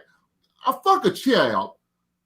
A child gonna be adult in about 18 years, but you can worry about get a lifetime STD that you trying to burn for the but you're not worried about that. You're worried about if I have the right to go to a clinic to kill off a goddamn child. Man, kiss my ass. Y'all can still do it. You act like it's been you're gonna have to go a little further. You're gonna have to take a road trip, find you a state that you can go get the procedure done. That's the only difference. If it's not done at your clinic down the street no more, whatever. Take a road trip and go get it done if that's what you feel like you need to do. But still, how about being more accountable and more responsible and do what you got to do? But Hank, how you do STDs not exist anymore? Hold on. Hey, y'all, we gotta talk in order, y'all, because we talking over each other. We gotta stop blurring out, y'all. He can expect them. Hold on. Airplane ticket and a hotel to get these A's if they can't even financially bring the child into the world. So like I said, no, I don't care. No choice. Okay. Deal with it, Maya. Ain't nobody sugarcoat for your feelings. Hold on, y'all. Amber next. Go ahead, Amber. But Go ahead, Amber. A child hold on, Mel. 15,000? Come on now. Mel. You being unreasonable now. Go ahead, Amber. Maya, how old are you, if you don't mind me asking? I mind you asking. God damn. Come on. We grown over here. Okay. Not a problem. Is it fair to say just based on patterns, we're talking about patterns in history, things typically get worse before they get better? Is it fair to say, let's just talk about just history, how we first couldn't even have an education and how we're killing it now being one of the highly educated, how a lot of us are now entrepreneurs. Is it possible that with this happening, with the lack of resources to get deletions, it may get worse for a little while, but then it will get better because people are seeing that the end result don't serve them, that our community is going to realize that the best thing to do is to be responsible with their bodies when it comes to sexual activities, or get married or go back to creating the nuclear family. is that possible that we can look at the solution, then focus on what's going wrong and what potentially go wrong? Yes, it is. I mean, that would be the best outcome, best scenario. You know, I said on the shit critique, people are having sex. It's part of life. But I will definitely believe that this is going to force adults, young adults, to be more responsible because there are no more options. Either you have sex, you get pregnant, you have to have the baby, whether you're ready or not.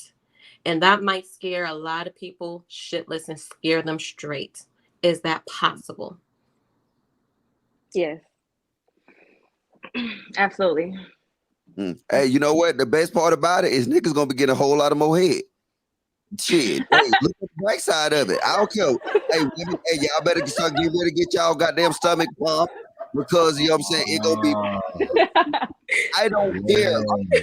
I don't care about nobody feeling who don't agree. Oh, Logic talking hang talk now.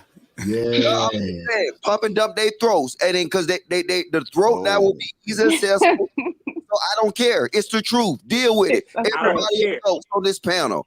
Maya, it sounded like a true feminist, but guess what? I still love her though. I still love her. I ain't got I no love hate. you too, Logic. I love you. And guess what though, ma'am?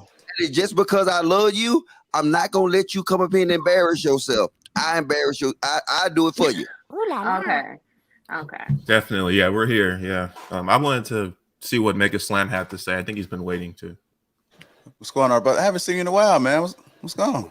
Yeah, man. You switched up on us, huh? No, the time difference. No. It's the time difference. But listen, I watch every show. It's just this Sunday one is best for me now. I love politics. Mr. Logic, I want to apologize to you publicly for calling you a YouTuber. I meant Lapeef. You're my absolute favorite. I don't watch no panels if you're not there. But back to the point. Miss Maya, how you doing? Everyone has been talking about two words, facts and fair. So I want to ask you a question, if you don't mind, about fact and fair, right? So the first one is a fact. It is a fact that if a man murders a pregnant woman, he gets charged with double manslaughter, double something, right? That's a fact, right? Yeah. Okay, my question to you is that fair? Miss Meyer, is that fair that he gets charged with double murder if she's pregnant? The child isn't born, it's just in her womb. Damn. Yeah, you killed her out. Don't worry. She don't look for a response. You killed her out with that. Yeah, it's double standards that So you're benefit them. asking me, is it fair that a man who commits murder goes to jail for double No. A man who kills a pregnant woman. She's a pregnant. man who kills a pregnant woman. Okay. Two bodies, two bodies. And he by law, as a fact, he gets charged with double murder. The same if he kills two people.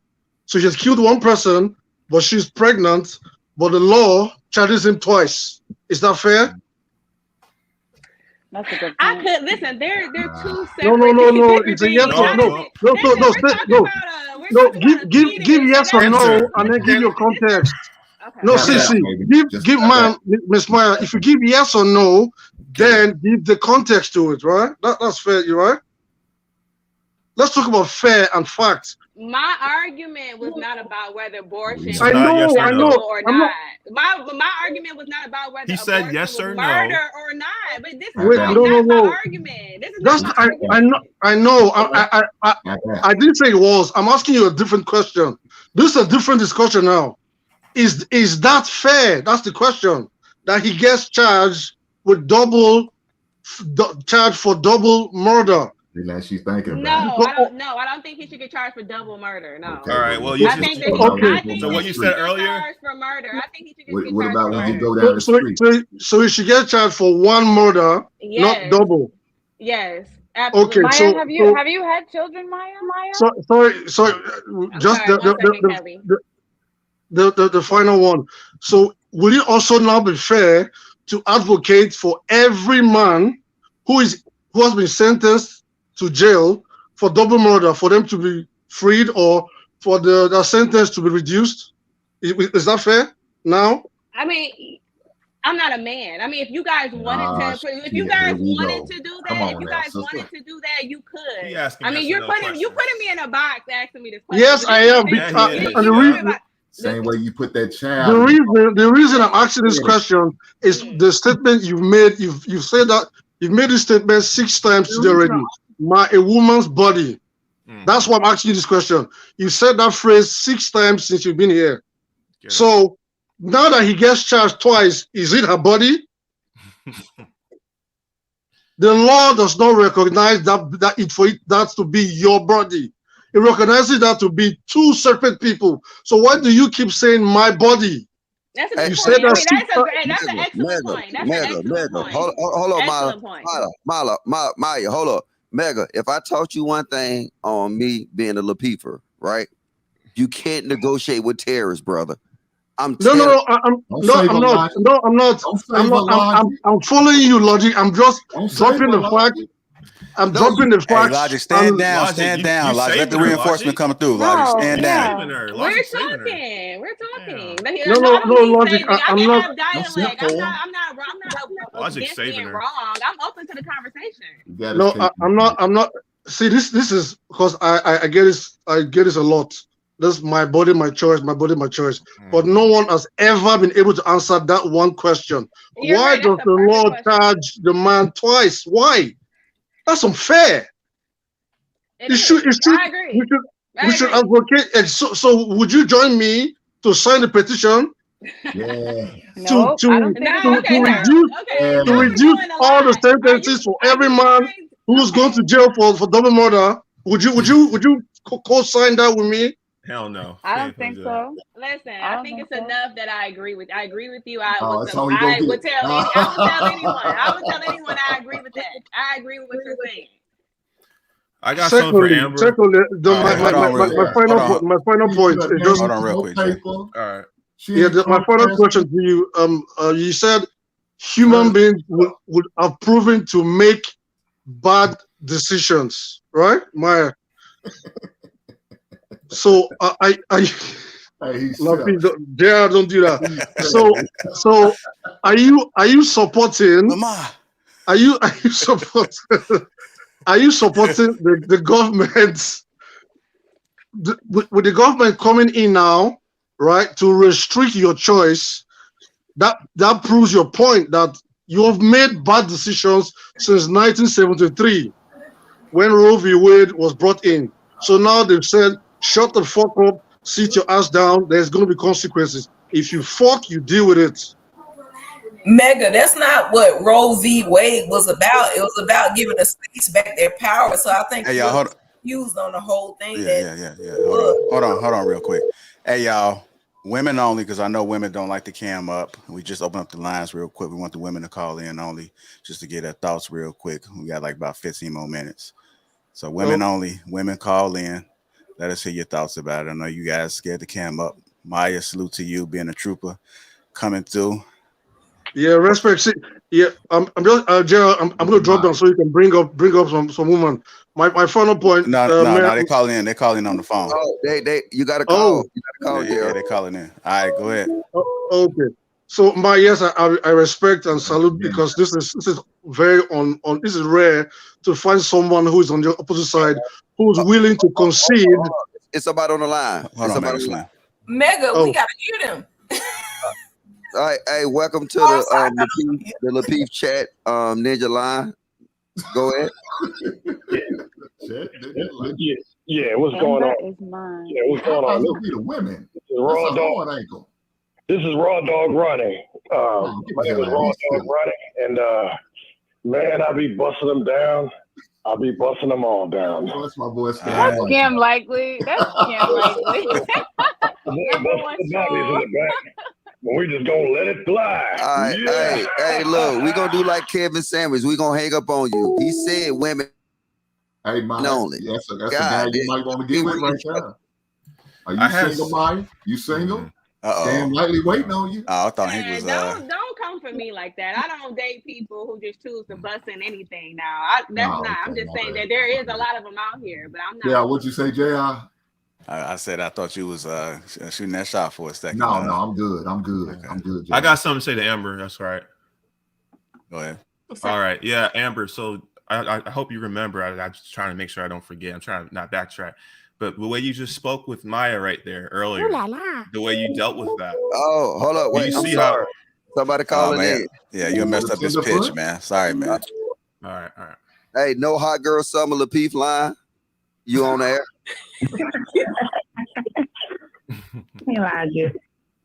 How you doing? I'm calling about the topic, Empress from my chat. As far as the abortions, I personally never had one. Never probably will ever have one. So I don't really support it, but I know people in my family who have had one, several. My best friend has had several, and she's married. So they choose to still abort their children, even though they're married. But I look at it as to each his own, pretty much. Trifling nasty bitch. Damn. Nothing agrees with it too. They already have 3 children. Hey, hold on. She just said her husband agreed with it too. Is that what you said? Yes, they both agree with it because they can't afford to continue to have children, but they like to have sex. Well, all the good women like you, How man. many children do they have to avoid the ones that they trying to get? She has one from her first baby father, and then they have 2 together. How about she get a tubes tied? So then why not be responsible then? How about he get a vasectomy? Oh, here we go. I knew you was gonna say it, Maya. How about she get her tubes tied? Vasectomy, but she didn't make him, but he did get one because he already has 4 children. God damn. Oh, you got children before. I got a question for the caller. I got a You question. got children before. All right. No, he's out in the No, my streets. question was he had children before they got married. Yes, he had 3 children, and now they have 1 together, so they have 4. He has 4. Okay, I got a question for the caller. So Hold on, Mel. Let Jay ask his question. Yeah, so you said to each their own, right, in that decision? I mean, I personally, I do judge it because I look at it like we all gonna have to answer for what we do, especially with killing kids. I mean, y'all might not want to call them a kid, but I still look at them as being a child, and children God. So yeah, I mean, like if you like go outside and you see a kid in the street and a car about to hit him, to each his own. Just let him die. You keep that same mindset, or were you gonna save the kid and like that's wrong that car is about to run him over? no, of course not. I'm just saying. There's 2 different things. Well, it's still murder. All I'm saying is it is murder, but they could black women about their choices because it gets nowhere. Okay. Should be about color. Ain't got nothing to do with color.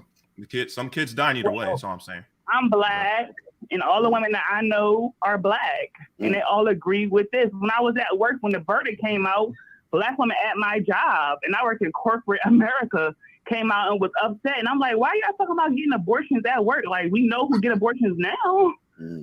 But the problem is, the problem is, Miss Caller, I don't know what's your name, but you can still get them. God damn it! Just take a road trip. Just take a road trip. Go to the state that's still okay with it, and do your thing.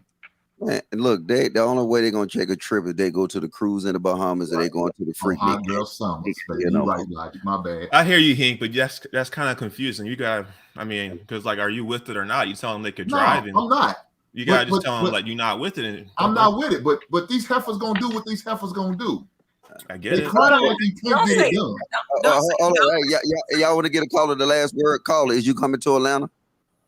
or going to Mississippi. No. Hold on, y'all. Wait, I'm saying, is you coming to Atlanta live show? You know we're gonna be in Atlanta on August the 5th to 6th. I'm thinking about it. My sister's baby shower is on August the 5th. I don't know. Maybe. No, you come on out, sis. Come on out. You gotta come. Just come. Tell her to have her baby shower in Atlanta. Wait, no. Wait. I'm trying to get my husband to come with me, but he don't really like enjoy watching y'all show like how I do. So Yes. Bring him to the show. We'll make him a believer. The hell with your husband.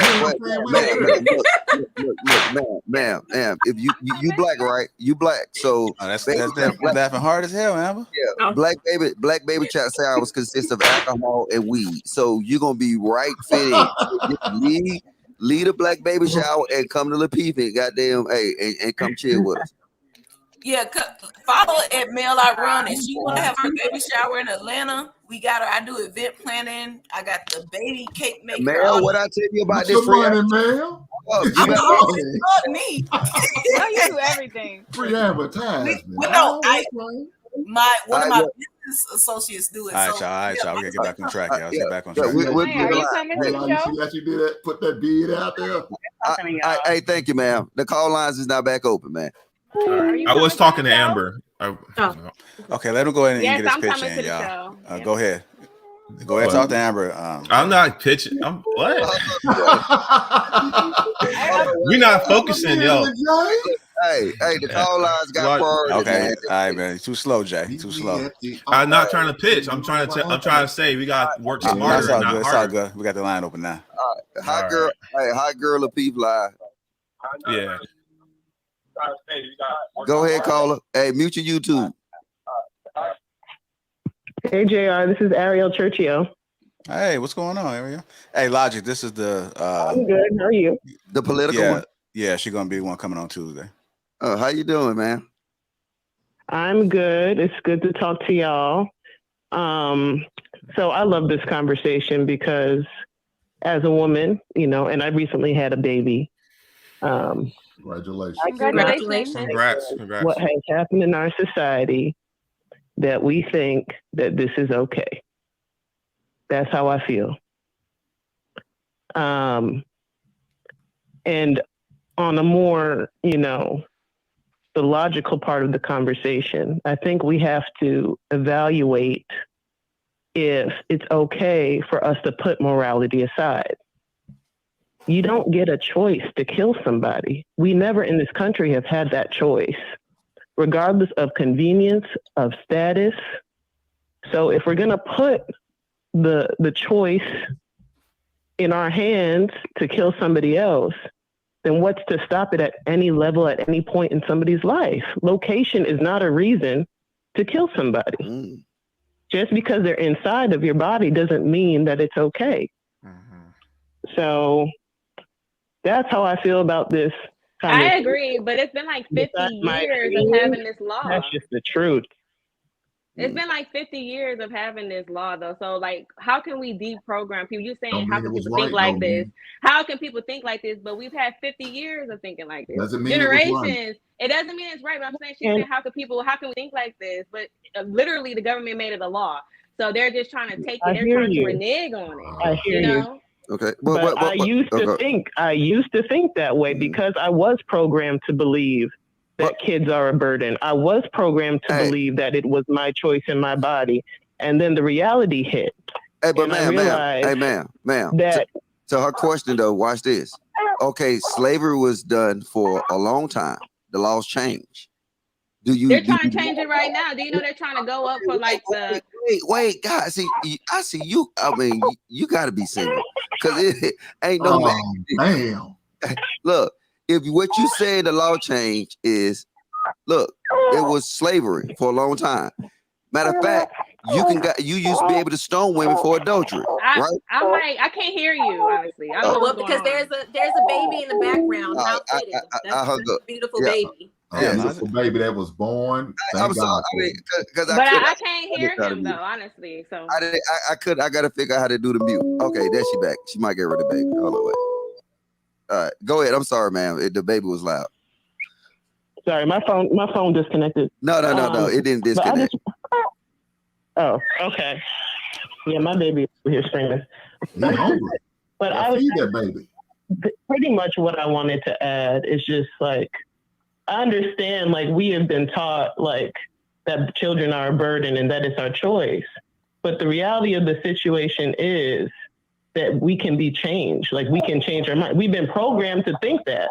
But that also means we can learn the truth and learn a new way to do things, because we act like we don't have choices. We have a choice. We have a choice who we sleep with. We have a choice to take birth control.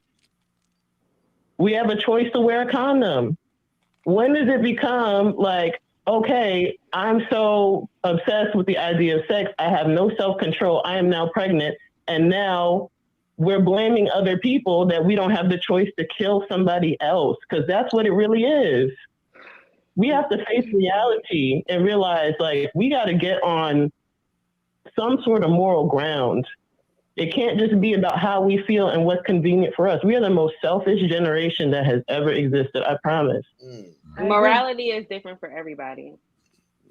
You know what's crazy though? The baby they And start. no one's living on the same moral compass. He talking about morality, but STDs are still out there. They No, still that's going. what she was talking about, morality. I'm talking about STDs. It ain't got nothing to do with morality. Wait. See, y'all know I like to point out facts. You know, the baby didn't start crying till Maya started talking. Baby, oh my God. Well, Logic, you ain't shit. Oh my goodness. When this Maya opened her mouth, But hey, you right. Logic, you right. That is factual. That's factual information. Oh Lord. Bruh. Hey, thank you for calling in, ma'am, and I'm looking forward. Looking Thank forward. you. Go take care of that beautiful baby now. Take care, y'all. All right, you too. Thanks, Ariel. Oh, my bad. Chat line is not back open. I like the chat line. Chat ninjas, drop them words in the chat and drop them emotions. If you're not a member, I don't know what you're doing. We don't want no hard ankles now. Hi, girl, summer chat line. Roe V. Wade. I just realized what your thing said. A logic. Amber is mine. Chill chat. Yeah, I think that's why Jay dropped out.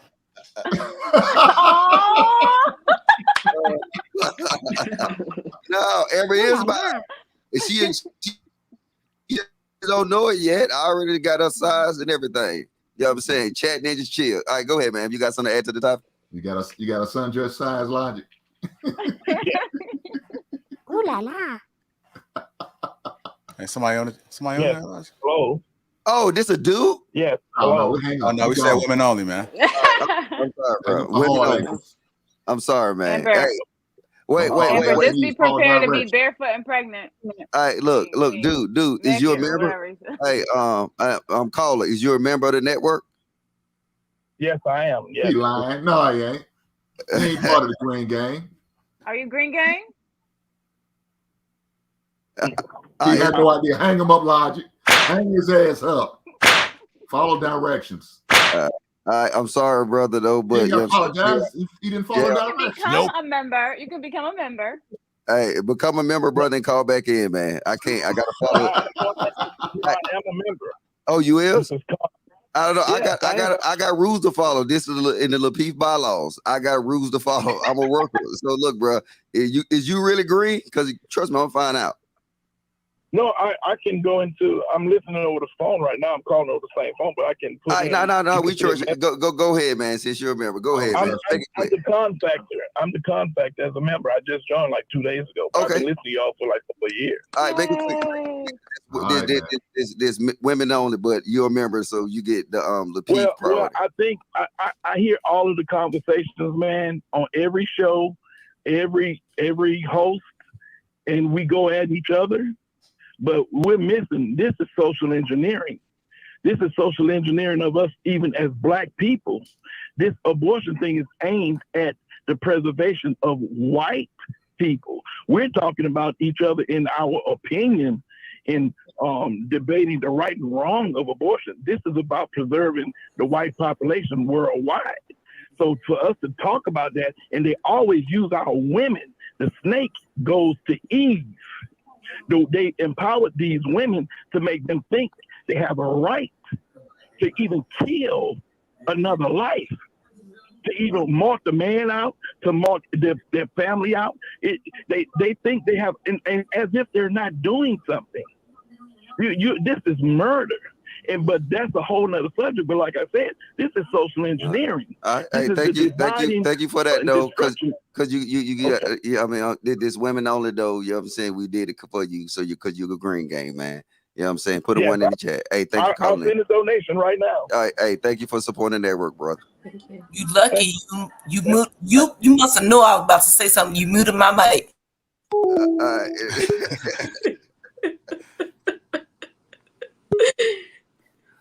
right, chat. Hey, the chat line is back open up, man. I love the chat network. Come to Atlanta to see Maya in person. To see what's going. Yeah, you got it. What's going on, Truth? How you doing, sir? I know you've been waiting back there patiently. Hey, how you Appreciate doing? that. Good to see you again. Can you hear me? Yes, sir. Okay, I just want to make sure y'all can hear me. I just wanted to speak on the Roe versus Wade. It's like I see a lot of men and women getting mad. I had a homeboy, he got real mad that he got overturned. And I looked at him like, bro, you mad? Like you done had like 10 abortions, bro. You make women go get abortions because you don't want to strap it up because you think just the coochie feel good, bro. It's, like a lot of men and women are mad because it's making them be more responsible. Maya was talking about it's gonna make the America go into poverty. I don't understand how it's gonna go into poverty. It's gonna make men and women take time out to get to know each other to see if they're even compatible.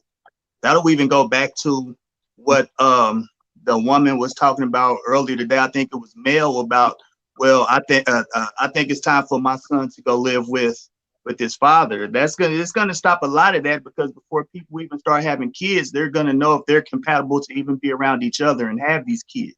So I'm very for Roe versus Wade, because I've always felt like, why would you kill a baby? People always know it's cells, it's stem cells. No, it's not. It's a baby. It has a life. There was a melanin explosion. As soon as the melanin explosion happened, the soul was put into that embryo. So it's like a lot of people always, want to make little about children. At the end of the day, this is about children. This is about our future, and it's like nobody cares about the future of our race. These kids is what's important. Running around having frivolous sex, it hasn't gotten us anywhere for the past 50 years. So I mean, like, why is everybody so mad about this Roe versus Wade being overturned? The only reason why people would be mad is because they have to face accountability now for the actions that they do. Amber is gonna be in Atlanta. And you can't read. That's the problem with black people. You can't read my screen, brother. Don't ask your friend. Tell your friend to read my screen. Yeah, wrong with you. I didn't see man, it. I agree with you, my man. Shoot your shot, dog. Don't pay Logic, don't mind. This is somebody from. Hold up. Oh, okay. Hi, girl, some of the people line. All right, what's up, Logic? Logic. This ain't no check, but I got a story for you, and it's gonna go. Hey, bro, wait. Hold up. Is you a member? Yeah, I'm a member. Look, right He here. lying, man. He lying. Okay, what's your name? For like 3 months. Okay, what's your name? Better do a fact check. I'm gonna send it in the chat right now. Yeah, you got a minute, man. It's ladies only, though, bro. All right, I get it, but let me tell you your story. Hold on, did you put it in the chat yet? What? Did you put it in the chat? No. Tell us the name first. Tell us the name. Where you at? Tell us the name. What you mean, where you at? You watching, right? What name is you? What name you? Yeah, I'm gonna put it right here. No, I said tell us the name. What name? Tell us the name. Granville. I don't see Granville. Look, you my dude, man, but I just put it in there. I just used my free one too. All right. I just used my free one. I don't see it. Do you see it, JR? You said what's the name again? Granville. I don't see no Granville.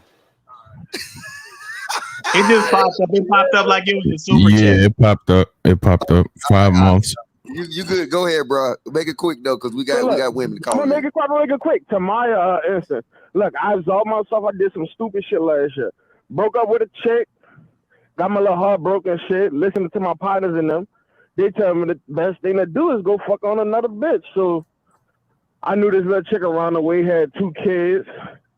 So about last November, I got up there, ain't had no Jimmy on. Boom. While I'm on the road driving, she come back and tell me that she pregnant. So I ain't never had no scare, nothing. This is my first scare. So the first thing I tell her is go get an abortion. Like, cause I don't need this shit. Well, she said, give me the money. You know how they say, give me the money.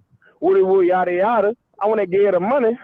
You know what she did, right? She kept that shit. Got a nail to it. Kept the baby.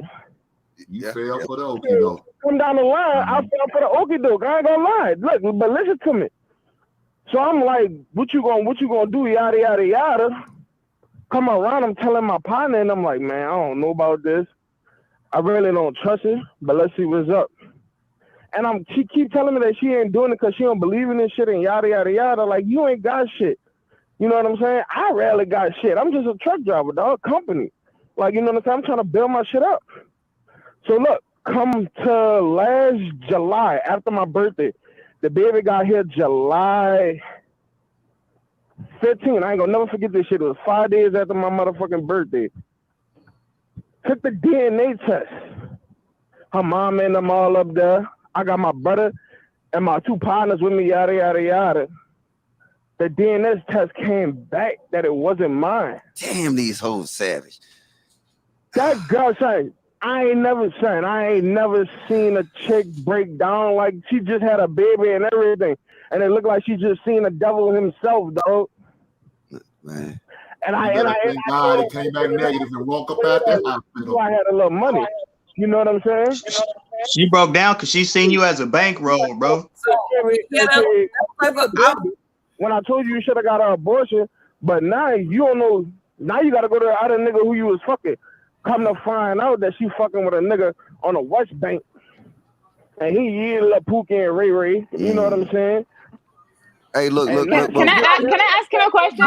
Can I ask a question? I got a question too. Can I ask a question? Did you say? Mel, hold up, Mel. Let Kelly go. Okay. What's his name? I'm sorry.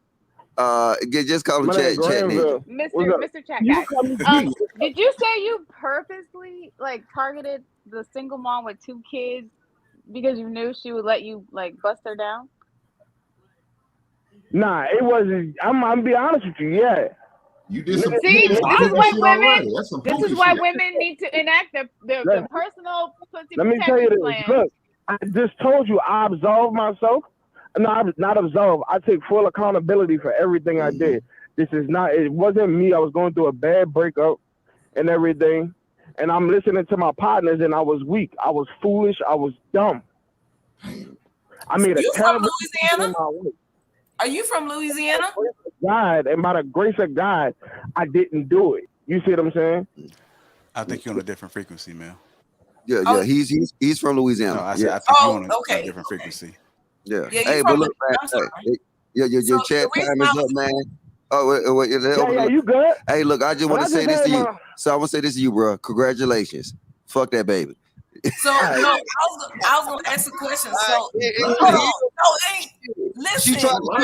Hold on, Elijah. She had a question. Let her ask her a question. So go ahead.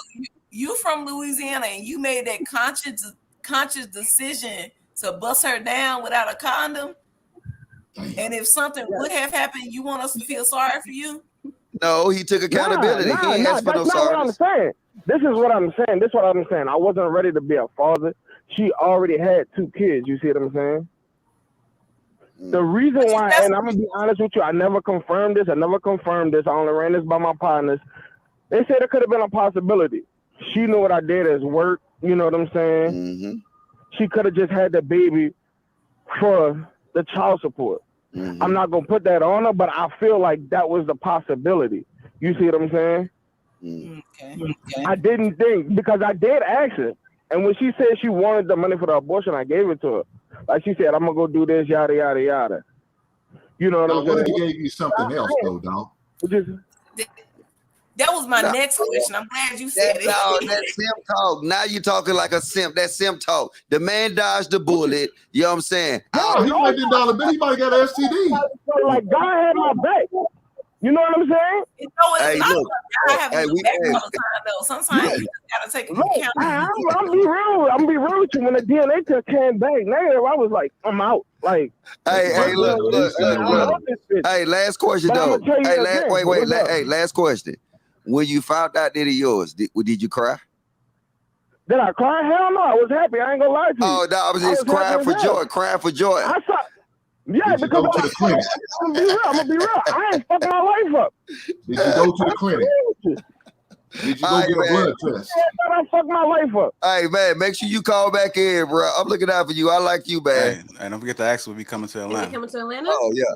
Nah, I ain't coming to Atlanta. I'm gonna be on the road. I'm actually going to Miami next week. But what next week got to do with August 5th and 6th? Yeah, it's August though. I'm trying to figure out what next week. What next week got to do with August 5th and 6th? But hold up. If we do we might maybe have a pay live stream. Is you gonna buy the stream? Oh, pay like, look, I was just listening to that shit earlier. I was like, fucking right. So I'm gonna be on the road. I ain't got shit to do. You know what I'm saying? I got tune in. You ain't got nothing to do. Say less. For knocking these old Say baby less. mamas down, dog. Say You less. raw dogging them. All right. So look. Hey, look, this the official chat nigga line right here. Hey, if you need some advice, call. You know what I'm saying? Do whatever, man. We gotta look out for each other, bro. And I'm gonna make sure I'm gonna plug you in because I'm gonna text you to say, did you buy your ticket, nigga? Hey, thank you for the support, brother. It's cheap ass buying shit, Logic. All right, big. All right, y'all. We gotta go ahead and get final thoughts, man, because Lee's show gotta start. If you guys haven't got your tickets already, I've been posting the link to the Lapeef experience in Atlanta, August the 5th, August the 6th. Make sure you guys go ahead and click that link and get your tickets. Our next show that's coming up is going to be Brother Lee. Let me go ahead and see if I can put this in there. I'll put it up there in a second, but make sure you guys go ahead and transition right over to Lee. We're going to carry this conversation. Here's the link right there for Lee's show. So make sure you guys click that link and set the reminder. Let me go ahead and get final thoughts, everybody. Start with you, Hen, because I know you've been quiet, and then we'll go Amber, Truce. We'll just go around that way. Man, my final topic is black men. Protect yourself at all times. Don't rely on a woman to protect you. Don't do it. Protect yourself at all times. All right, Miss Amber. Great conversation, great dialogue. I actually learned a lot. I was on my mail thing. I got my book of notes. I think specifically I would like to speak to the women to really, really be mindful, careful, and thoughtful of your bodies, of your wounds, who you give your time, energy, and your body to. And just, that's it. All right, here's Lee. The war continues, life versus death, man versus woman. So this is coming up next, you guys. Go ahead, Mr. Truce. This is basically for us as a race, as black people, men and women. It's basically time for us to stop running around acting like animals. You know what I mean? Like it's mating season all the time. You know, even honest, we're not even acting like animals because animals take time to build a nest and do all kinds of things, or build burrows and stuff before they start having kids. They plan and prepare to bring kids into this world. I don't understand how animals can do that, but us as the intelligent people on this earth can do that. It just, it doesn't take long to really get to know a person and build with them in order to bring children into this world. But people are so frivolous and selfish, they just thinking about busting a nut or what they can get out of somebody, instead of thinking that the thinking that they have can end up bringing another person into this world. How you go care about that person if you don't even care about the person that you're really sleeping with? And I think that's one of the things that bother me the most. When people, they go and, a nigga shoot at the club, or a woman open her legs because the nigga got some money, but they don't understand that you really don't even know that person that you're opening your legs to. You know, you really don't know the person that you're busting up in. And at the end of the day, you can have a child by this person. That should be the most scary thing that goes through people's heads when it comes to all of this. But that's just me. It was a great show, you guys. All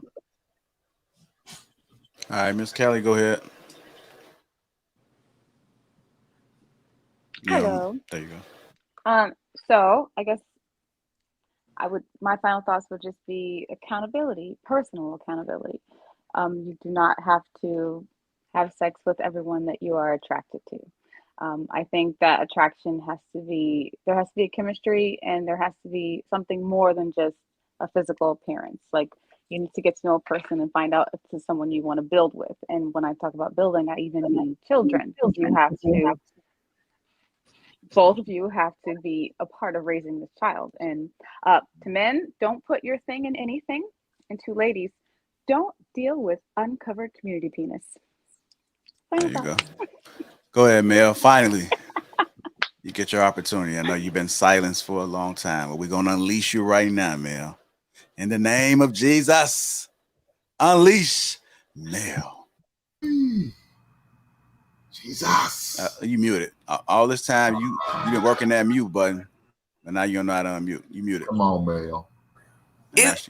No, my time is going to be brief. The only thing I'm going to say is I think we need to get out of the mindset of, if we do make these children, that it's always going to be toxic and goofiness. It can't really be a relationship between ex-husband, ex-wife, baby daddy, baby mama, however you want to call them. I think it can be a relationship. I think we shy away from it because we're used to the toxicness and the ugliness of it. I think it can be like a good relationship, and we shy away from it because we're not used to seeing it.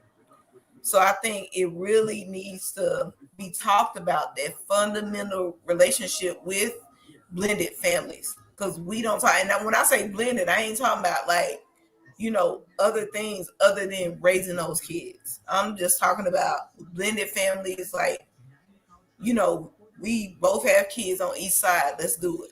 So that's what I'm gonna leave with. All right, Mr. Logic. Hey, sorry, I told y'all. Roe v. Wade. Oh, thank you, sir. I told y'all this 2 months ago. I had this invention because I knew this was coming up. I invented under the Lapeef brand. You see his trademark under Lapeef. It's the Mr. Logic pull and twist invention, and it's a insert that you can get put in your side, and then as soon as you about to nut, it'll pull and twist. Y'all look for it. It's coming out. We finna get y'all right. I'm telling you, pull and twist invention. And I ain't got nothing on the topic, but I'm for these chat niggas. Look, I'm in Amber DM right now. So Michael, get your thirst ass away. Cedric, get your thirst ass away. Paulie, the fuck kind of name is Paulie? Get your thirst ass away. Nope. You chat ninjas can't read. Amber is mine. Chill. I'm sorry, JR. I just had to say that. Care. All right, we do got some super chats to get through real quick. Amber, you want to go ahead and close us out with these super chats? Yeah. Okay. All right. Just go ahead, take a moment and gather yourself. I know it's a lot. I know it's hot and heavy on this Sunday. Claim. But, are there any more VIP tickets, or they're all gone? All the VIP tickets gone. I can't do no more. Yeah, and that's it. You gotta Sorry, act guys, early. You can't get close to Amber. Sorry. Yeah, no more VIP tickets. And we definitely got security for the VIP because we got like a lot of people that are really fanning over here. So, and then you put the glasses on. Yeah. Oh, and JR, just so you know, if you buy a ticket to Lapeef, we're gonna give out some free trials for the pull and twist invention. So, we got to read it through trials. Yeah. Like he was talking about putting up a display. It's gonna be it's gonna be like a little board or whatever, a little wall. It'll have a hole in it. So yeah, and we're not stay tuned for further details. Yeah, but we're not responsible for any destruction to couches. You know what I'm saying? From the spray, sheets, faces. We're not responsible for any. My Logic, you're ridiculous. Hey, Lodge, you're going too deep with this, man. Just relax a little bit. Pause. Yeah. Go ahead. You ready for super chats? Mm-hmm. All right. No reason. Thank you, Nurse Fancy. Logic approach push people off. Saying he will embarrass you with information is not a way to spread information. We ain't got Oh yeah, that was a super chat. Yeah. Hold on. Lodge, you started the wrong shit. There we go. King, shout out to the panel ladies, are looking amazing, especially my future wife. Amber, looking like a hot cup of soup, and I got the King, I told you, dog. Hey, I saw your message in there, but you remember I ain't want to put you on blast. Shoot your shot, King. Hey, Amber, I know it's a lot of reading this, but just go ahead and try to push through, baby girl. You got it. Did you finish? Seriously, though, keep the great content coming. These conversations must be had. Thank you. Yeah, there you go.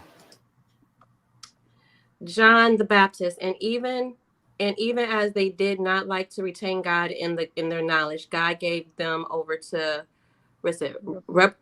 reprobate mind to do things which are not covenant. Romans 1:28.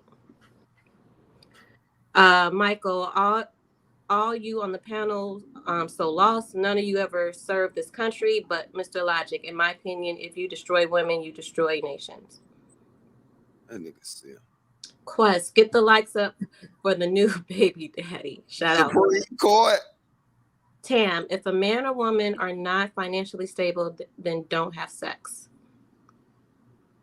Michael, Jay, you so right. Look at all the times trans men going to women jails because they identify as a woman. So this new law will force these women to have babies. TR.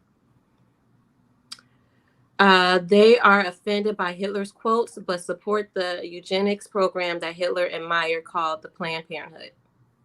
Facts. Every Black person that doesn't trust the government should listen to A. Jones with discernment. Eat the food, spit out the bone. Alex Jones. I thought you was reaching for Jesus, man. Let's see, If she says no rubber, don't smash her. Don't smash or protect yourself. King's Book of Future, Chapter 3, Verse 15. Oh, happy birthday, Darwin. Today's my birthday. Otherwise, I'll be rocking with you. Yeah, that's Bruiser. That's Bruiser. Oh, happy birthday. Happy birthday, Bruiser. Happy birthday, bro. I'm sorry. Happy birthday, bro. Fuck Bruiser.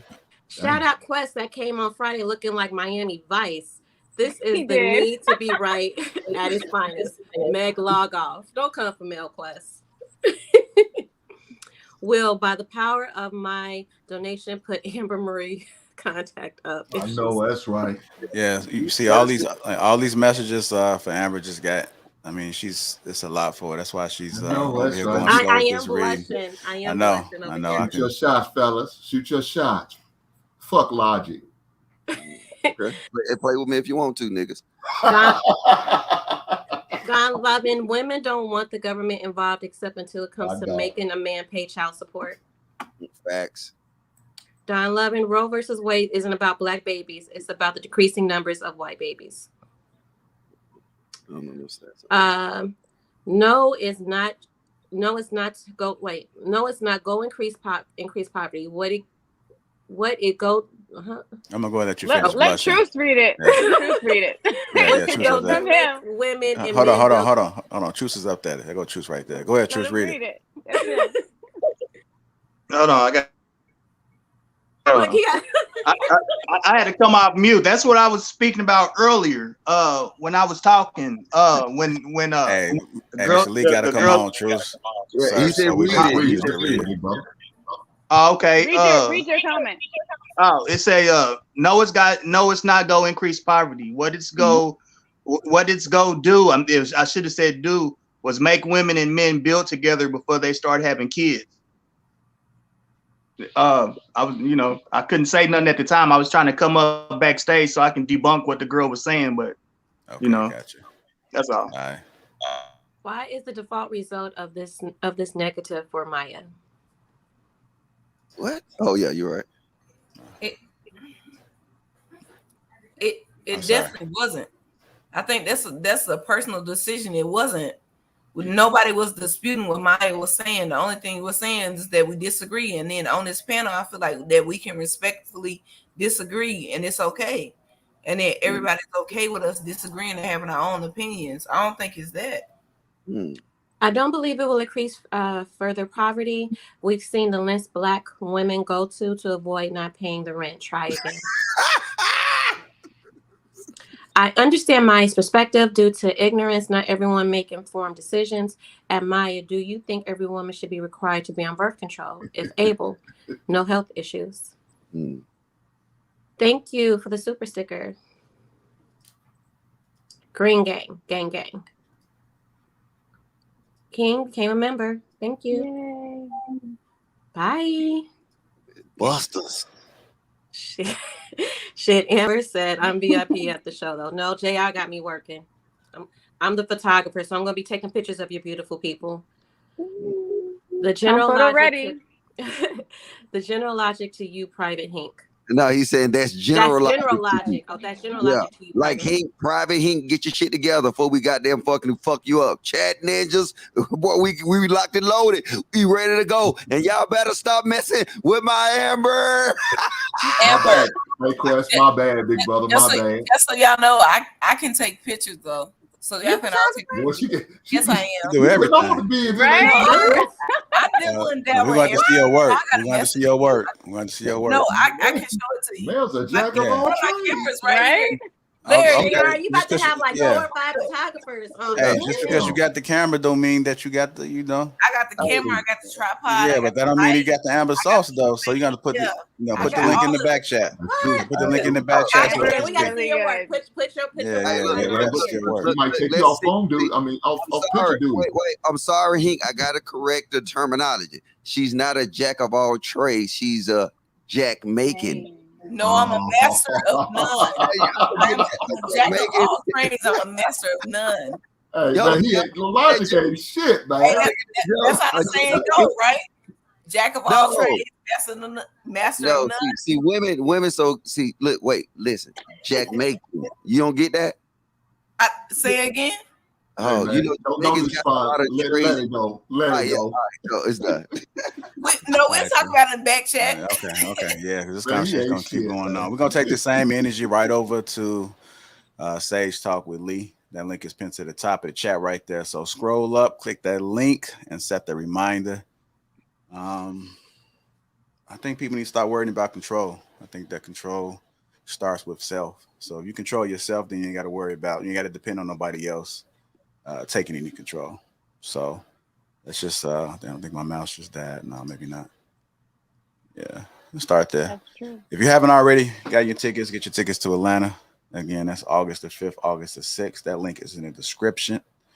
It has been posted throughout this chat. So click it, buy your tickets. If you bought one, we appreciate it. VIP tickets are sold out. Early bird special tickets are sold out. All we have left is a general admission. It's all good seats, though. It's just a little bit more comes with the VIP package as detailed on the site. So come out. Nevertheless, we're taking over Atlanta. It's going to be a vibe the whole entire weekend. What city should we go to next? That's probably going to be a question that we'll ask, and we'll try to see if we can get a vote.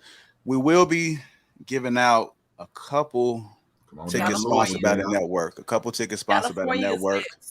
So just make sure you watch every show because you never know which show is going to actually be giving away that ticket. You got to get your own flight tickets, but we will sponsor a couple tickets. Maybe I'll make them VIP. Maybe if they're a real fan, maybe I'll make the experience worth their while. And I don't mean like that, but it'd just be you'll be upgraded to VIP status, even though the VIP tickets are sold out. You'll be upgraded. So, damn, JR, that's a good boss. That's so sweet. Orlando, that's so sweet. And then Mel, we right now. Mel, see, I'm gonna tell you how we do this in the army. Get your ass out of here. We advertise right now. Yeah, man. Mel will cut right through the whole presentation, man. The whole presentation. See, you messed up his message. He giving out 2 free VIP tickets, might upgrade it. There's a lot of stuff going on in the background. I'm gonna give out 2 free tickets, but they might get upgraded to the VIP. And it can come at any given time on any show. So make sure you subscribe. Make sure that you hit the like button and stay tuned to every show. And then we'll Hey, drop is it. it for the members only, JR? The members only get access to it? You know what? I think that's a good idea. I think we would do it That for is the a good members only. idea. That makes a lot of sense. That makes a lot of sense, Logic. Yeah. Shout out to all the See, green Logic, you're so logical. I know, baby. That's why I got Amber with me. So I got. I know them chat ninjas better. I know you better stay away from chat ninjas. Logic. No, Amber is gonna make somebody a really good wife. Thank you, sis. And she can make sandwiches too. Get Amber, stay in them chats. Don't worry about Logic. All right, y'all. We definitely appreciate you guys for tuning in to Lapeef and Sundays. My cast is still with us, and the cast that has left, appreciate you guys. Like the one thing, I know Eric can come off a little aggressive sometimes, but we need a balance. If everybody was the same, the show would be boring as hell. So I appreciate all perspectives that come. It's all welcome. I'm glad we was able to get it to be civilized and try to get some understanding. I know we all come from different backgrounds and upbringings, but let's just have a conversation, as I always say. Hit that like button. Make sure you subscribe to the network, you guys. And we're going to keep rocking. Take the same energy right over to Lee. That link pinned to the top of the chat. Shout out to the sponsor, Tej Hanley. Get your tickets to Atlanta. We kicking. It's going to be a whole vibe. Hope to see you guys there. Thank you, Hink, Kelly, Amber, Mel, and Logic, a.k.a. Mr. Roe V. Wade, as I say. All right, y'all. Y'all gonna see me in the same outfit right on the next screen. So click that link. Yeah. Y'all. Chat nigga, chat ninjas assemble. There you go. And if you come up on the panel, man, we're trying to lessen that word, that N word. You know, we're gonna try to move away from it, y'all. Thank you. Thank you.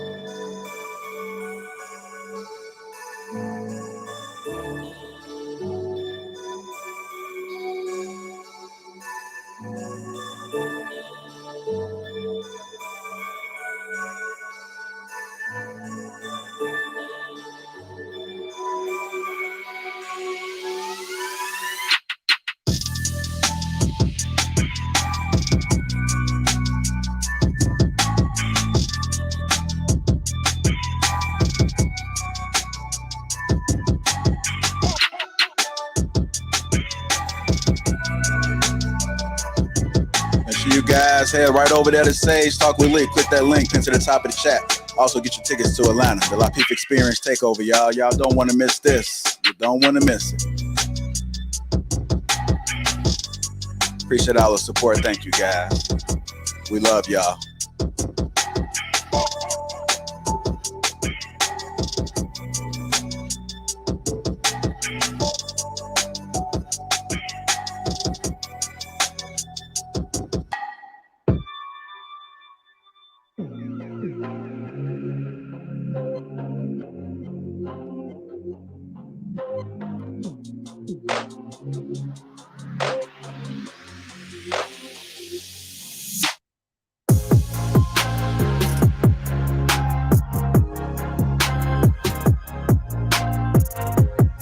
Make sure you guys head right over there. Click that link pinned to the top of the chat. We're taking the same energy right over there with Sage Talk with Lee, y'all. Come on.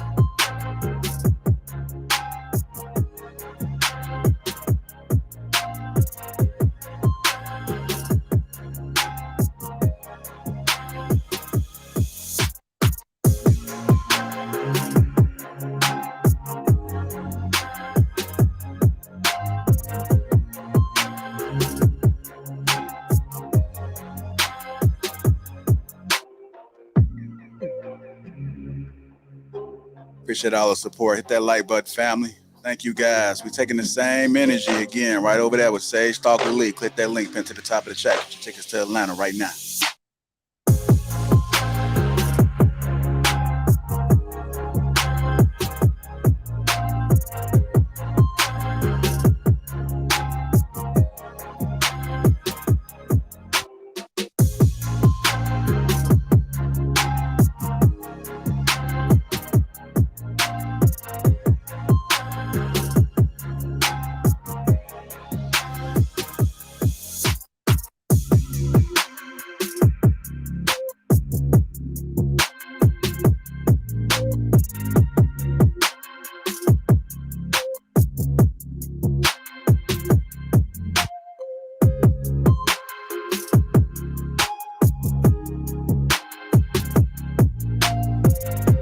Head over to Sage Talk with Lee. The war continues. Life versus death, man versus woman. My choice, no choice. Head over there right now, y'all. Click that link. We taking the same energy right over there. Sage Talk with Lee is next. Welcome to the Lapeef Network, the greatest network ever. Make sure you guys hit that like button. Also subscribe.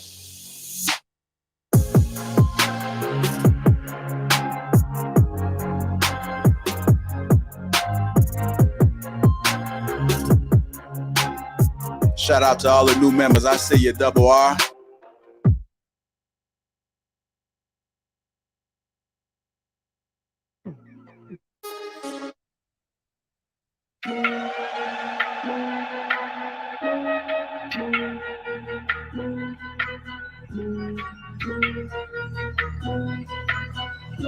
Make sure y'all head over there to Sage Talk. It's the last track, y'all. Sage Talk coming up next, y'all. Click that link pinned to the top of the chat. Shout out to the greatest network ever. If you haven't got your tickets already, what you waiting on? The live experience takes over Atlanta. That's right, the Lapeef experience. That link is in the description. Go ahead and click it, get your tickets. Shout out to everybody that bought their tickets already. If you missed the broadcast, catch it on the replay.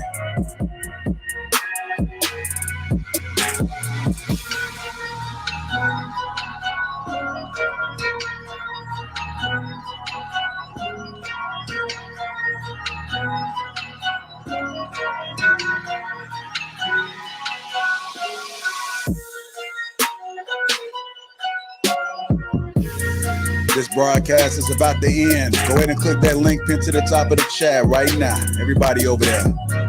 Let's go ahead and flood Sage Talk, y'all.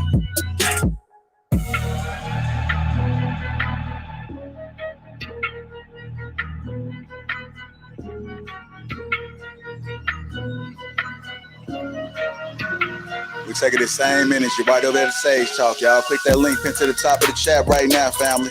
This broadcast is about to end. This is the last track, y'all. Last track.